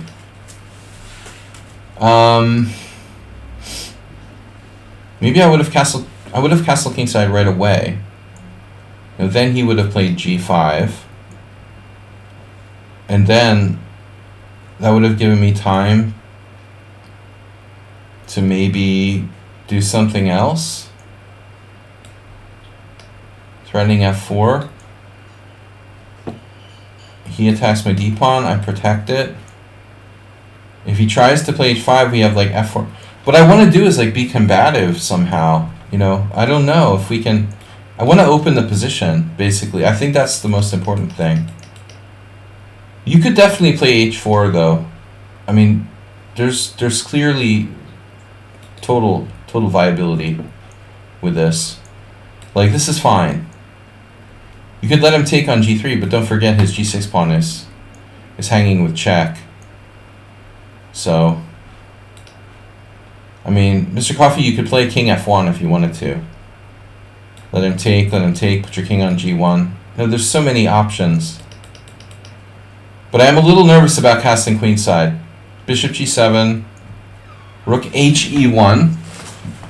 Now that's principled, but you know, you might see this guy castling kingside soon. Is it still legal? Now he does h5, but he's not attacking anything over there. I think he should castle, ironically. If there's any moment to castle, this is it, man. If you're playing the hippo and you're looking for a moment to castle, I think you found it. It's just not that easy. How does Mr. Coffee get an f4, or how do you get an f4 or h4? How do you break down black's position? He should have castled h5. He's not attacking anything now. And I have issues with king b1. I'm not sure your king is safer here, but maybe you had to because of this. You know, actually, Mr. Coffee, I don't know if you thought about it, but is it possible you have something crazy like this? You can play c5. We have that, don't we? We have that. Master had that, and you have that too. You have really nasty stuff here with like bishop takes d5. Or even like knight takes d5. Not to mention something like this. No, I mean, I'm familiar with that diagonal. We don't play the London system here. But I do have an understanding of how that works. I think you want to keep the lines closed. You don't want to be doing this and getting like destroyed on b2. You can play c5 and just strafe him. Now b4. Mildly annoying. Because you're going to get mated on this diagonal with knight takes c5. Oof. So you play knight a4. For example, pawn takes pawn, the knight guards the mate. There's some pretty nasty threats around here, given these frontal open lines. But you have to be careful. He has one last trick. H5, king b1. Okay, so this doesn't really change the situation. If he plays b5, we're gonna like go c5, and then king d8. That's what I did against Onishuk. But in my game with Onishuk, we had a very different situation. This bishop was not on this diagonal, I don't think. I had also played c5. It was a totally different type of position. It's fun to play king d8, but this is not appropriate here. Black has to castle. But I think that black shouldn't play h5. Black should have castled on the last move. Realistically. I mean, it's the perfect time to castle when you take your rook off the h file. Because honestly, if he castles first, let's say you castle, he plays bishop g7. Let's say you played king b1 first, and he went castles. Now you have stuff like h4, g4, knight g5. I mean, this could be like legitimately dangerous for black. Or maybe bishop check, king h8, knight g5, for example. Imagine if the rook is here. There's a lot of possibilities that might or might not work, depending on the situation. So I think his optimal chance was to castle now. Castle when your rook is away from the h file. h5 attacks nothing, king b1, this is crazy. And now you played queen c2, looks like a solid move. Defending b2, clearing the rook. Hello? Is anybody there? And then boom, boom, bye-bye. Nice. Wow, and almost acerbate coordination in white's position. Mr. Coffee, okay, now he's got to play d5. So you cleared the retreat square for your bishop. And now you're positionally winning. This isn't about tactics. Does he have knight c6? Oh my god. Tell me he doesn't have this. Okay. I mean, his king is on d8. It's a really scary situation.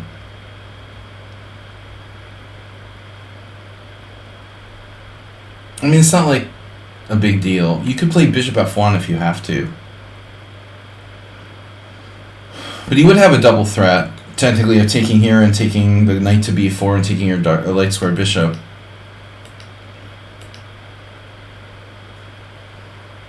It's amazing you don't have any tactics, though. A smothered mate somewhere. You could play c6. This is interesting.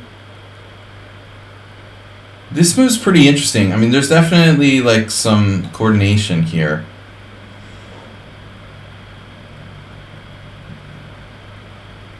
How do you guys feel about that move? Knight takes c6. And then all hell is breaking loose. But mostly in white's favor, I would say. This looks really, really, really bad for black. I want to play bishop takes d5, and this is the best move. Bishop takes c7 check. But unfortunately, he has this in-between move, knight b4. Now the question is, does white have some sort of crushing move? Maybe, maybe not. I was thinking queen c1. Believe it or not,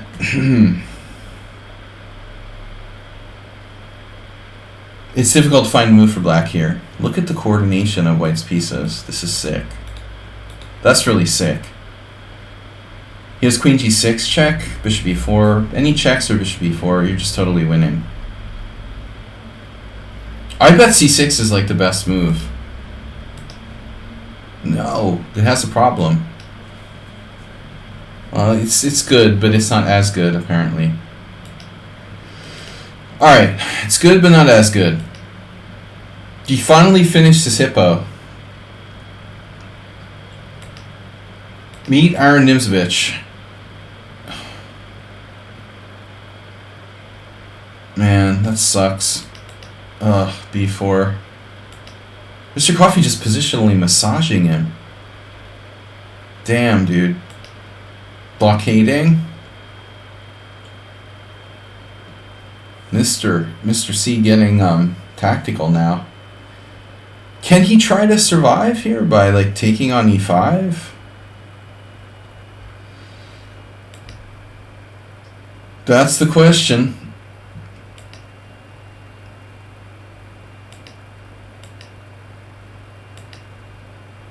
It's nice that your pawn stays mobile. So if he trades queens with queen f5, well, you can trade, take on b7 and take on d5 with check, so. Oh man. This is not as bad as h3, but it's close.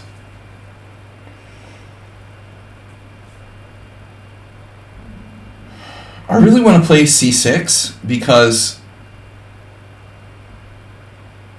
it gives you access to here. It also prevents him from reinforcing his center. Yeah, I mean, probably rook b5. There's more risk but more reward. I mean, b3 looks a little timid. Now c6. And what's the material? We're up a pawn. You're up a pawn, but it's not auto game over. Yeah, b4 does look bad though, doesn't it? You're going rook d4 with a tractor. Langell Bailey used to call them tractors. I guess like a joke with the Soviet era.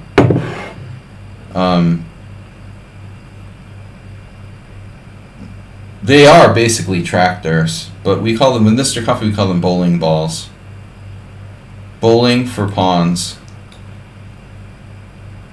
You had a nice idea there, though. That's pretty sweet. He moved his queen, allowing knight c4, and then Mr. Knight, not bad. Defending your e5 pawn. Fancy way of defending the e5 pawn. And then it's like, welcome to the Terror Dome. Damn, dude. This seriously got beat down. Well, it's nice to know there's something sinking in, Mr. Coffee. And then the maiden won. Oh man, great game. Alright, Hey Esmiro is last one. Better last than never.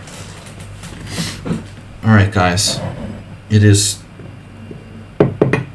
2 glasses of wine is the limit. We're going to go over one last game. Hey, it's Miro. It was fun, guys, hanging out, and I'll be right back.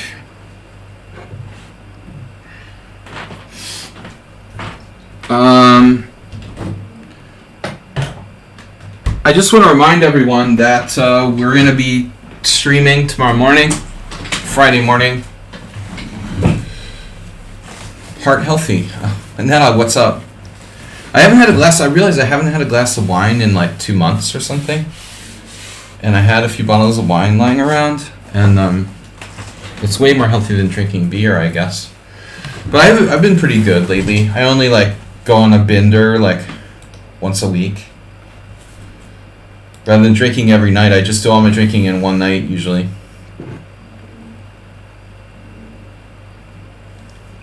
I'm going to give your liver a chance to rehabilitate. So sadly, we've got another one of these B3 openings.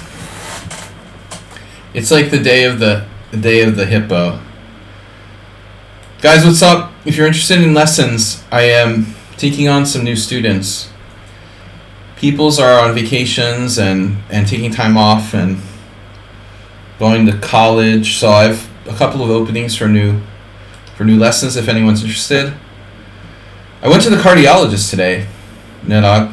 just coincidentally. We have a good report from the blood pressure reading, and I'm all right. Yeah, I'm fine. I had the. Oh, we have a doctor in the house. Is there a doctor? Is there a doctor in the house? I just go to the cardiologist every 3 months because I don't know. I needed to go to a doctor anyway. But I just go in, give him a high five, and then pay him and go home. But as long as my blood pressure is cool, it's totally under control. Knight f6, b3, e6, bishop b2, d5,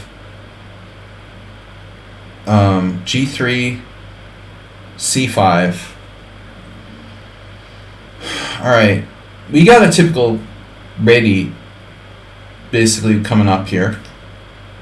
I've played like countless games with white in this type of position all my life. I used to play the ready, I kind of gave it up for a long time, and then I'll trot it out from time to time. But basically, I don't know, man. I mean, it's hard to play for a win with black against knight f3. And Hayes-Miro is like a psychopath in most openings. It looks like b3 phases him a little bit. He doesn't know what to do, so he goes e6. Yeah, I mean, there's no easy answer here.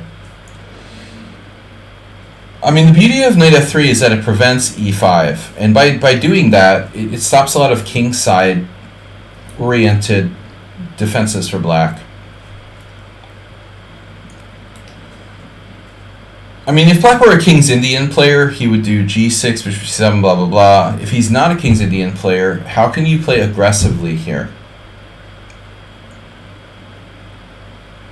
I mean, honestly, Hayes-Miro has to ask himself about his opening repertoire. I mean, he's playing the Benoni.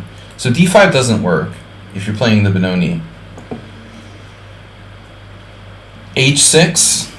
Maybe. Alright, but that's only for like blitz and rapid.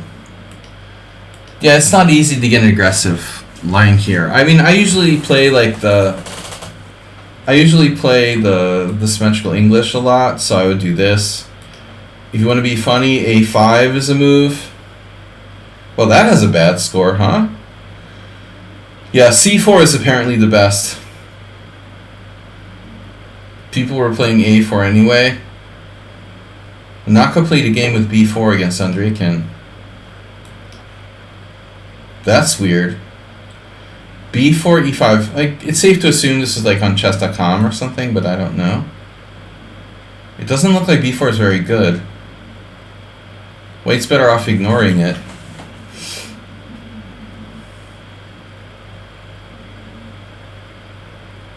Well, there is a game with b takes a. Nussard Andreikin. So Andreikin has done this like more than once.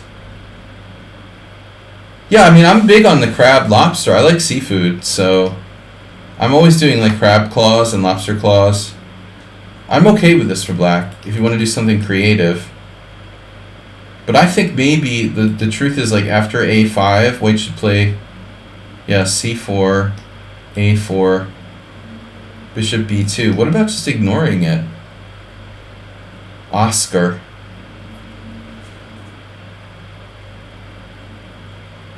If you ignore your teeth, they'll go away. That's what my dentist said. My dentist had the sticker that always ironically stuck with me. Alright, anyway. Teeth are like bullies. If you ignore them, they'll go away. Teeth are like trolls. Trolls are like teeth. Ogres are like onions. They have layers. Alright, seriously, g3, c5, blah, blah, blah, blah, blah, blah, blah, blah, blah, d4. Oh, where did that come from? So I played e3 before.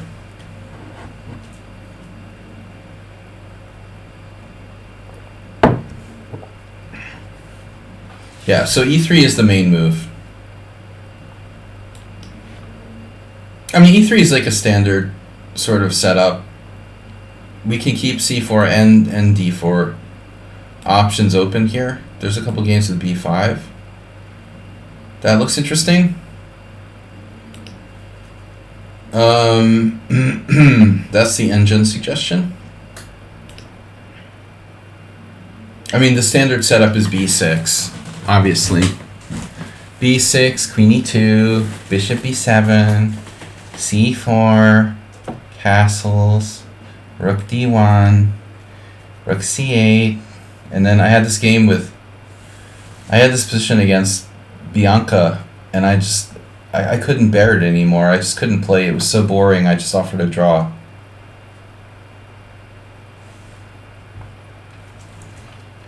Mendoka did like d takes c. I remember it was Galyash Mendoka. This is Tal Petrosian. This is so gross, like, to just take the tension out of the position. Tal has 3 games in the database with both colors. That's funny. Why so many old games here, huh? But anyway, this is like a really solid system. I don't think it's appropriate for Miro to be playing this way. All right, but d4 is different. Castles. If White wants to play c4, yeah, standard setup, but just not exciting. Yeah, so here White played e3, which is kind of lame. If you want to go h5, you might want to think twice about castling it in the previous moves. Oh my god. Sebe versus Popgabor. Yeah, Sebe played the same thing against me. He likes to play b3, knight f3, b3. e3. Yeah, e3 is like okay, but nothing special. I guess with e3, like, you want to recapture with the pawn. The plan is to recapture with the pawn. So cd4, ed4. Wow, White has a good score here. Yeah, now Hayes Miro did a funky move. He starts being himself.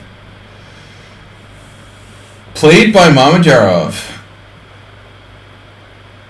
That's a spicy move. Like, the standard boring move is bishop e7. But I don't like e3, you know? I don't see why e3 is necessary. Why doesn't White just play c4?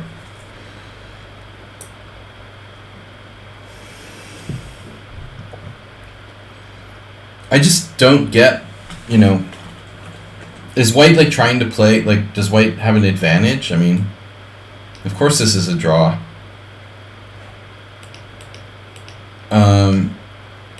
But now Black is, like, trying to take the initiative. c4 possible. I will say this rook isn't great here, and the White queen isn't great. And it feels like Black is okay. But I mean, what's the argument in the long run? Is this bishop misplaced? It's just like hitting the air, and the White bishop will be better. Is that the issue? White has a good score in a couple of games, but it's a very small sample. What about this? Asmai versus Helkias, 2002. So now White played 95, and this is what Schmidt-Deal played. He has an account. He has an account on lichess, I think. This older German grandmaster. Still around, still playing Blitz. But yeah, I mean, unfortunately, like, yeah, what's up with that? Well, that's why people are playing a3, right? That's why a3 is the main move.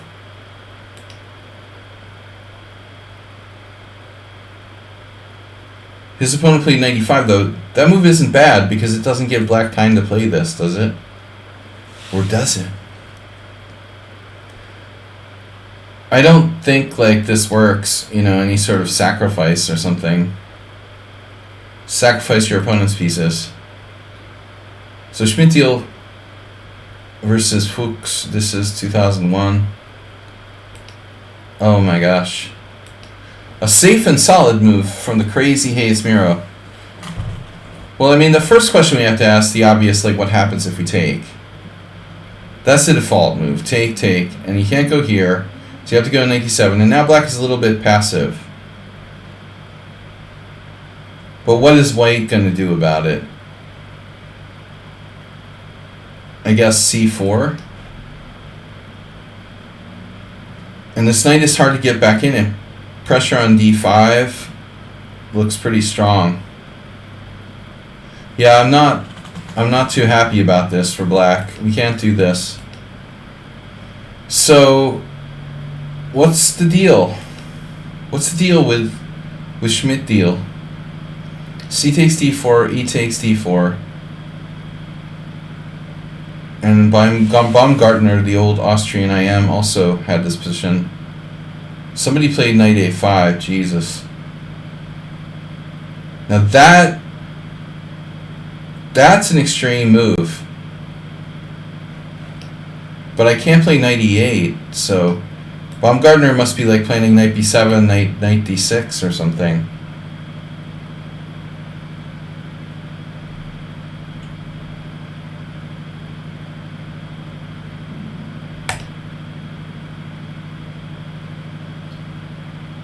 Yeah, I'm not in love with this position. If we take now, there's a Holmov game from 1991 as well. D takes e5. Acerbate knight d7 is better than e8. You know, oddly enough, there are situations in the Catalan where you play knight e8, but that's usually when you have another knight on d7. So the knight's coming out here, here, and I don't know where, you know, probably like c7, b5, c3. So knight d7. Take knight d7. And Holmov drew, and Schmidt-Deal won.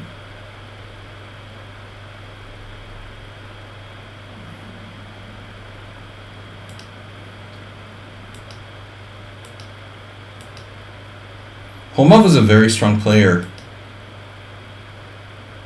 I remember he played in the Aeroflot Open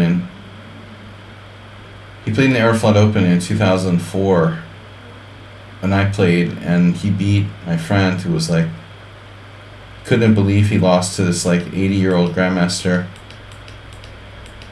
Never underestimate the old guys. Knight e5. Okay, anyway, back to the game. Knight d7. This might be a decent theoretical novelty. But doesn't he have like takes in c4? I would be a little nervous about my rook there. Your rook is in an interesting position on c6 now. Is Miro even here? Baumgartner. Baumgartner was party. He was a party animal. Don't take him to the like. Don't take him to the red light district. Knight takes c6, rook takes c6.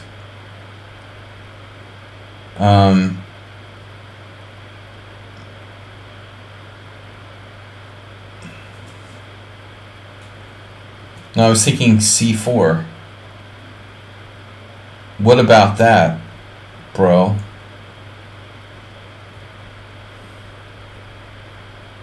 I just remember, I think it was this guy who was like real old and he was like kind of like fat and rich.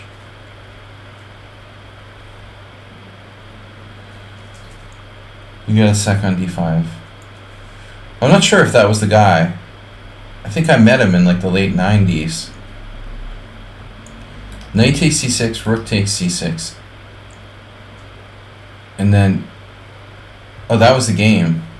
And then he does e4. But it feels like c4 is the real question.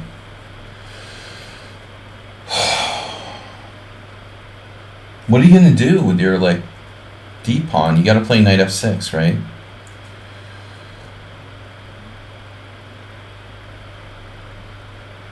There's no way that black is better here. With that rook on c6 and the diagonal. The only question is, white have anything special or not? Plus 0.9. cd5, ed5, so it just goes for cd5. What about knight takes? What could possibly go wrong here? Well, d5, it's a roller.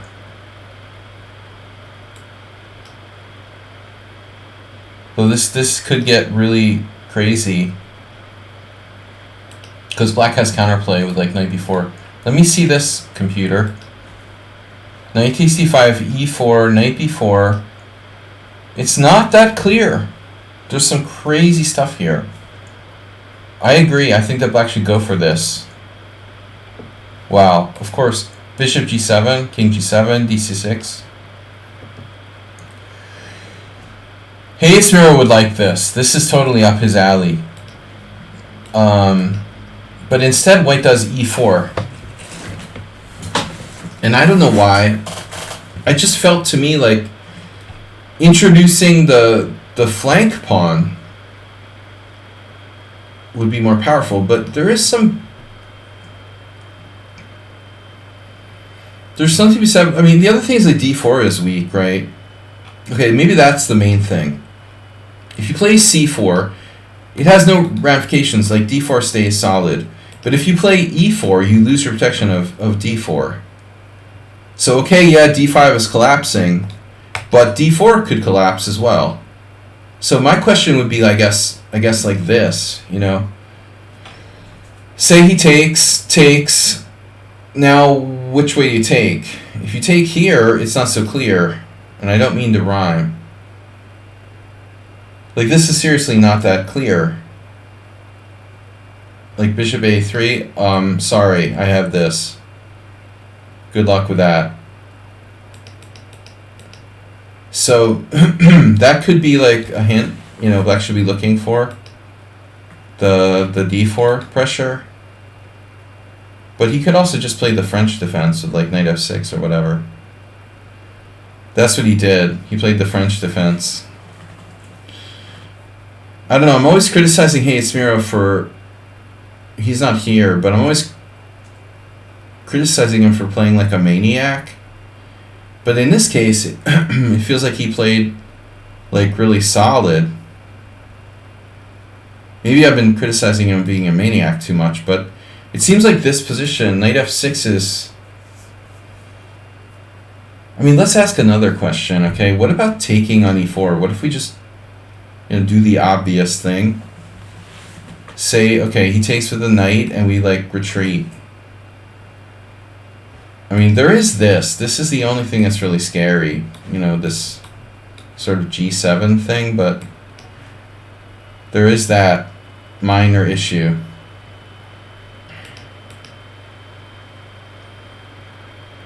So, I mean, I guess what I'm getting at is something like this, and then this, and then g7. Like, it's not a joke, you know. Like, how do you protect g7 without getting annihilated? So I can understand not wanting to do that. Like, this livens up white's pieces quite a bit. But again, this deserves consideration. Let's see what else we have here. But I guess he didn't like this. I guess this is an issue, right? This is the safe way for white to play. White is slightly better. Yeah. Yeah, that's ugly. It's playable. So you went there. Understandable. He goes here. You go back. And now you're breaking out here, but white has c4. Boom. Big Sabi. Sabi is... not the way we would spell it, but in Hungarian, Sabi is the Kimosabi. Sabi is like SZ ABI, and it would be a short form of Szabolcs. I was just thinking like there's an off chance this is a Hungarian. He's phonetically spelling his name. Phonetic spelling of Hungarian nickname. So now C takes D4. Uh-oh. See, I don't like this as much as the other variation. Now it is this like pawn wedged up your butt with E5, and it could have been not there. You know, you just like gave it to him for free, and now you're gonna do this. I feel like you unimproved your own position. Although, you know, to be honest, like I don't know what options black has here. Yeah, I definitely don't like this the more I look at it. You had to do this, taking on D4 and doing this and just taking back. But I'd rather have like, you know, no pawn on E5 than a big fat pawn on E5. Like that pawn on E5 is not good, man. For you, for your like life, your future. C takes D4, C takes D5. This is much worse. E takes D5, bishop takes D5. See, that's the point. We can't put our rook on D6. I wanted to put my rook on D6, man. Can we sack the exchange? Can we do anything here? He's got rook C5, so he has a sort of trick. Wow. He has that. I was expecting rook H6, but this looks really fishy. I mean, what am I going to do? Like, illegally play queen H3? So maybe rook C5. Wow. So now he has bishop C4, bishop B7. Yeah, I mean, this is very dangerous. It would be very dangerous to take his bishop off this diagonal. Just for kicks and giggles, you could play B5. I think that's good enough. So here, and now the pawn falls. Wow. And knight takes protects D4. So that was like some kind of magic trick. How did that happen? You just like swindled white out of a central pawn. That's insane. He has knight E4. And now, now you defended. But he who hesitates is lost. So boys and girls, what do we get if we play knight D3?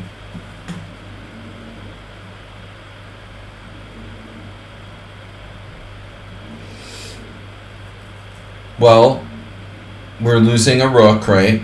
But we got a friend. We lose a rook, but we gain a friend. I don't know, man. This looks pretty dicey. This looks pretty interesting.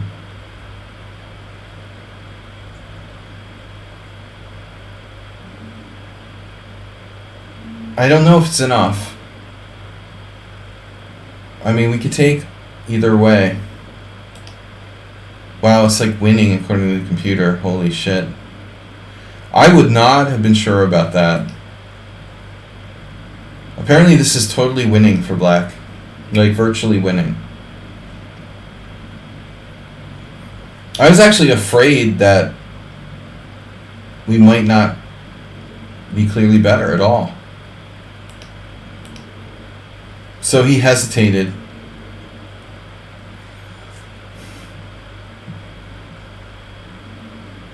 Yeah, but you got to remember that Hayes Miro likes crazy stuff, so... And this is a nasty threat. He's not happy now to have a totally equal position.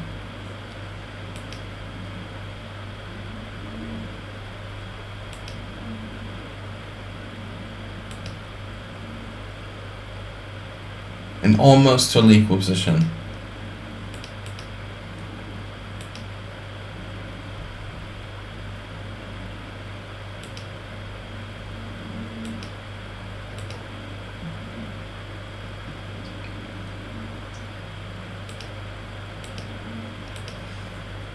Okay, I think now we're getting to the point where There'd be some time pressure, but still 7 minutes.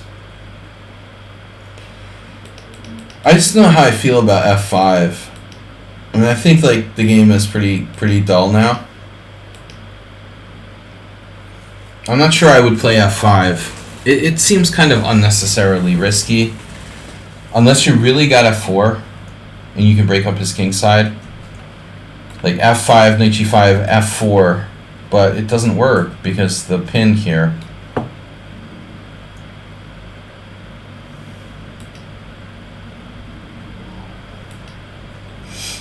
So this doesn't really do anything.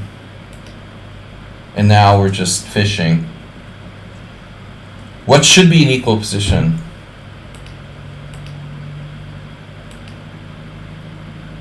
White got a little crazy there.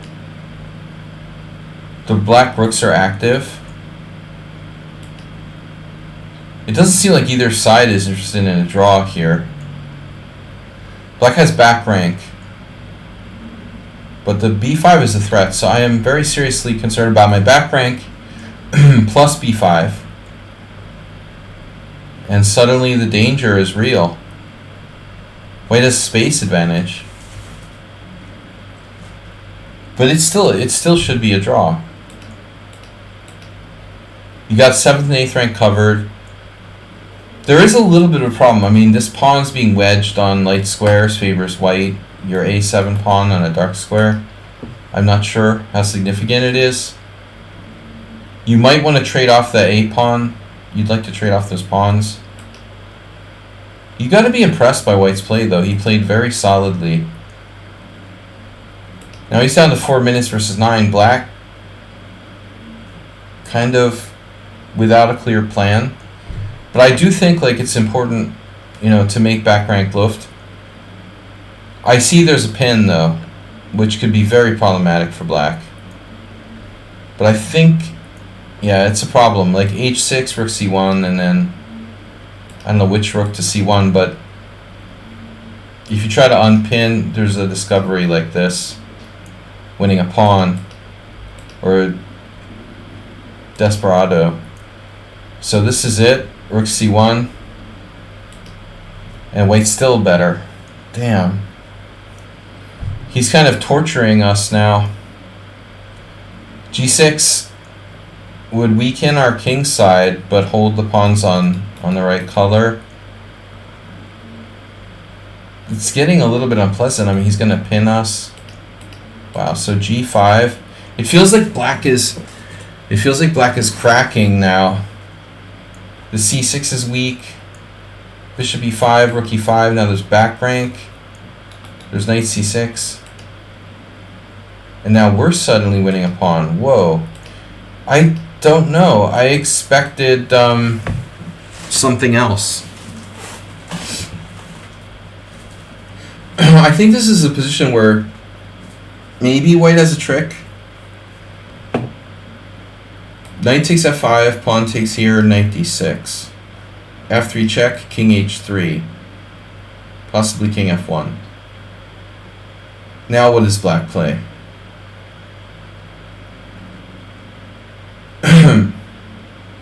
Rook e7, knight e8. What do you want to play? Rook e7, other rook e7. Knight b7, rook b7. I wonder what's happening here, where white's rooks are so good. It's slightly better for white, but not winning. How about knight c6? That just doesn't work. So he takes, and then you had to take with the rook. Now I expected a rook on the back rank. You'd have to move the king up, but I think white just was disappointed he didn't have anything special. You're actually threatening to come down in if he moves his knight. It ended up the knight on c6 doesn't do anything. It's dominated by the bishop on f6. That's a problem. But I don't think white should lose this position. Oh, he's actually winning. What? He's winning? Rook c8 check. King g7. Oh, f4? But why is this winning? Oh my god. Why not g takes f4, g takes f4, rook c5? Rook c5, oh my god, everything.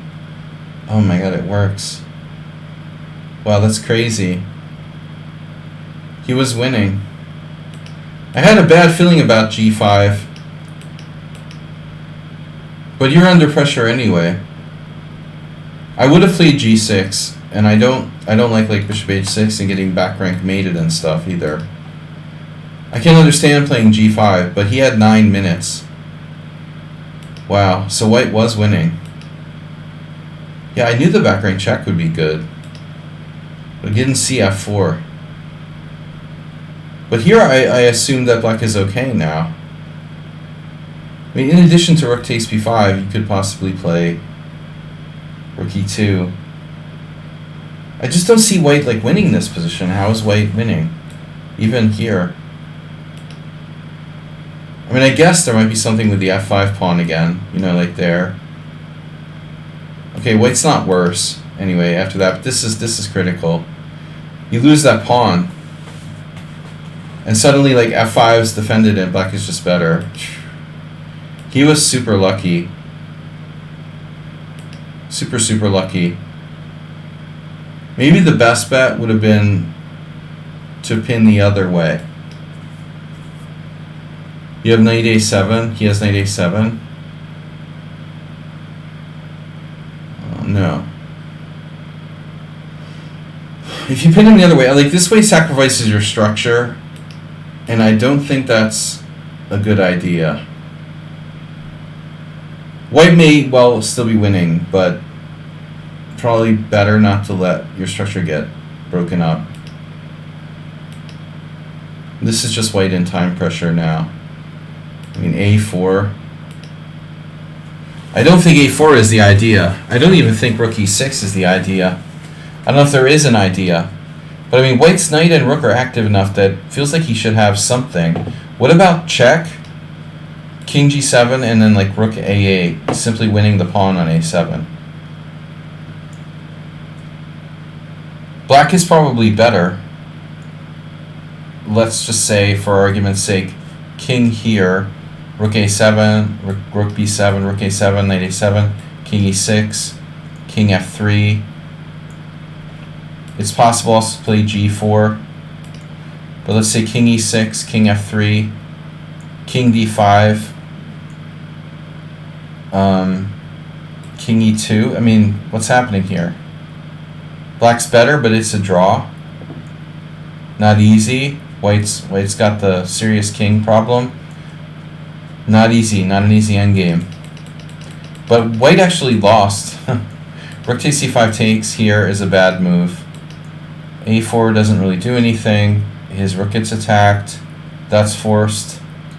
You know, probably knight d8 going the rook ending might be drawn, but white has Mr. Coffee King. He has cement shoes. When is white going to centralize his king? Maybe now is a good moment. Rook c7. Oh yeah. That's a nice rook you got there. So how fast can I get my king to a white square? Here, c4, king e2, c3, king d1, c2 check. Not fast enough. What am I talking about? There's a knight in the way. Oh yeah, okay. King f1. It's not easy to see how this is going to work out for black to win. Apparently c4 works. Okay, you just put it on c3. Okay, king e1, c3. Right, king d3. Oh my god, this works. That's so sick. c2, king c2. Bishop e7. Rook h6. Bishop f8. Are you effing kidding me? That's like a study. Dude, what a study. That's a beautiful study. That is a beautiful study. Look at this. It wins by force. c4, king e2, here, here. I was like, no, that doesn't work. Here, here. Now king c1 is the only move. Because if you take... And the funny part is I wanted to play bishop e5. How sick is this, though? This doesn't work. Imagine if you did this, rook d7 check. How ill would you be? If you thought like you won the game by force. You have two ways to attack the rook, e5 or e7, which is the right move. So e5 allows rook d7 check, and it's a drawn king and pawn game. And e7, and you think, oh my god, rook h6 saves the game. No, he's trapped. Here, here, and then here. And there's just no way to protect the knight. But amazingly, like, white still has a chance to draw with king c1.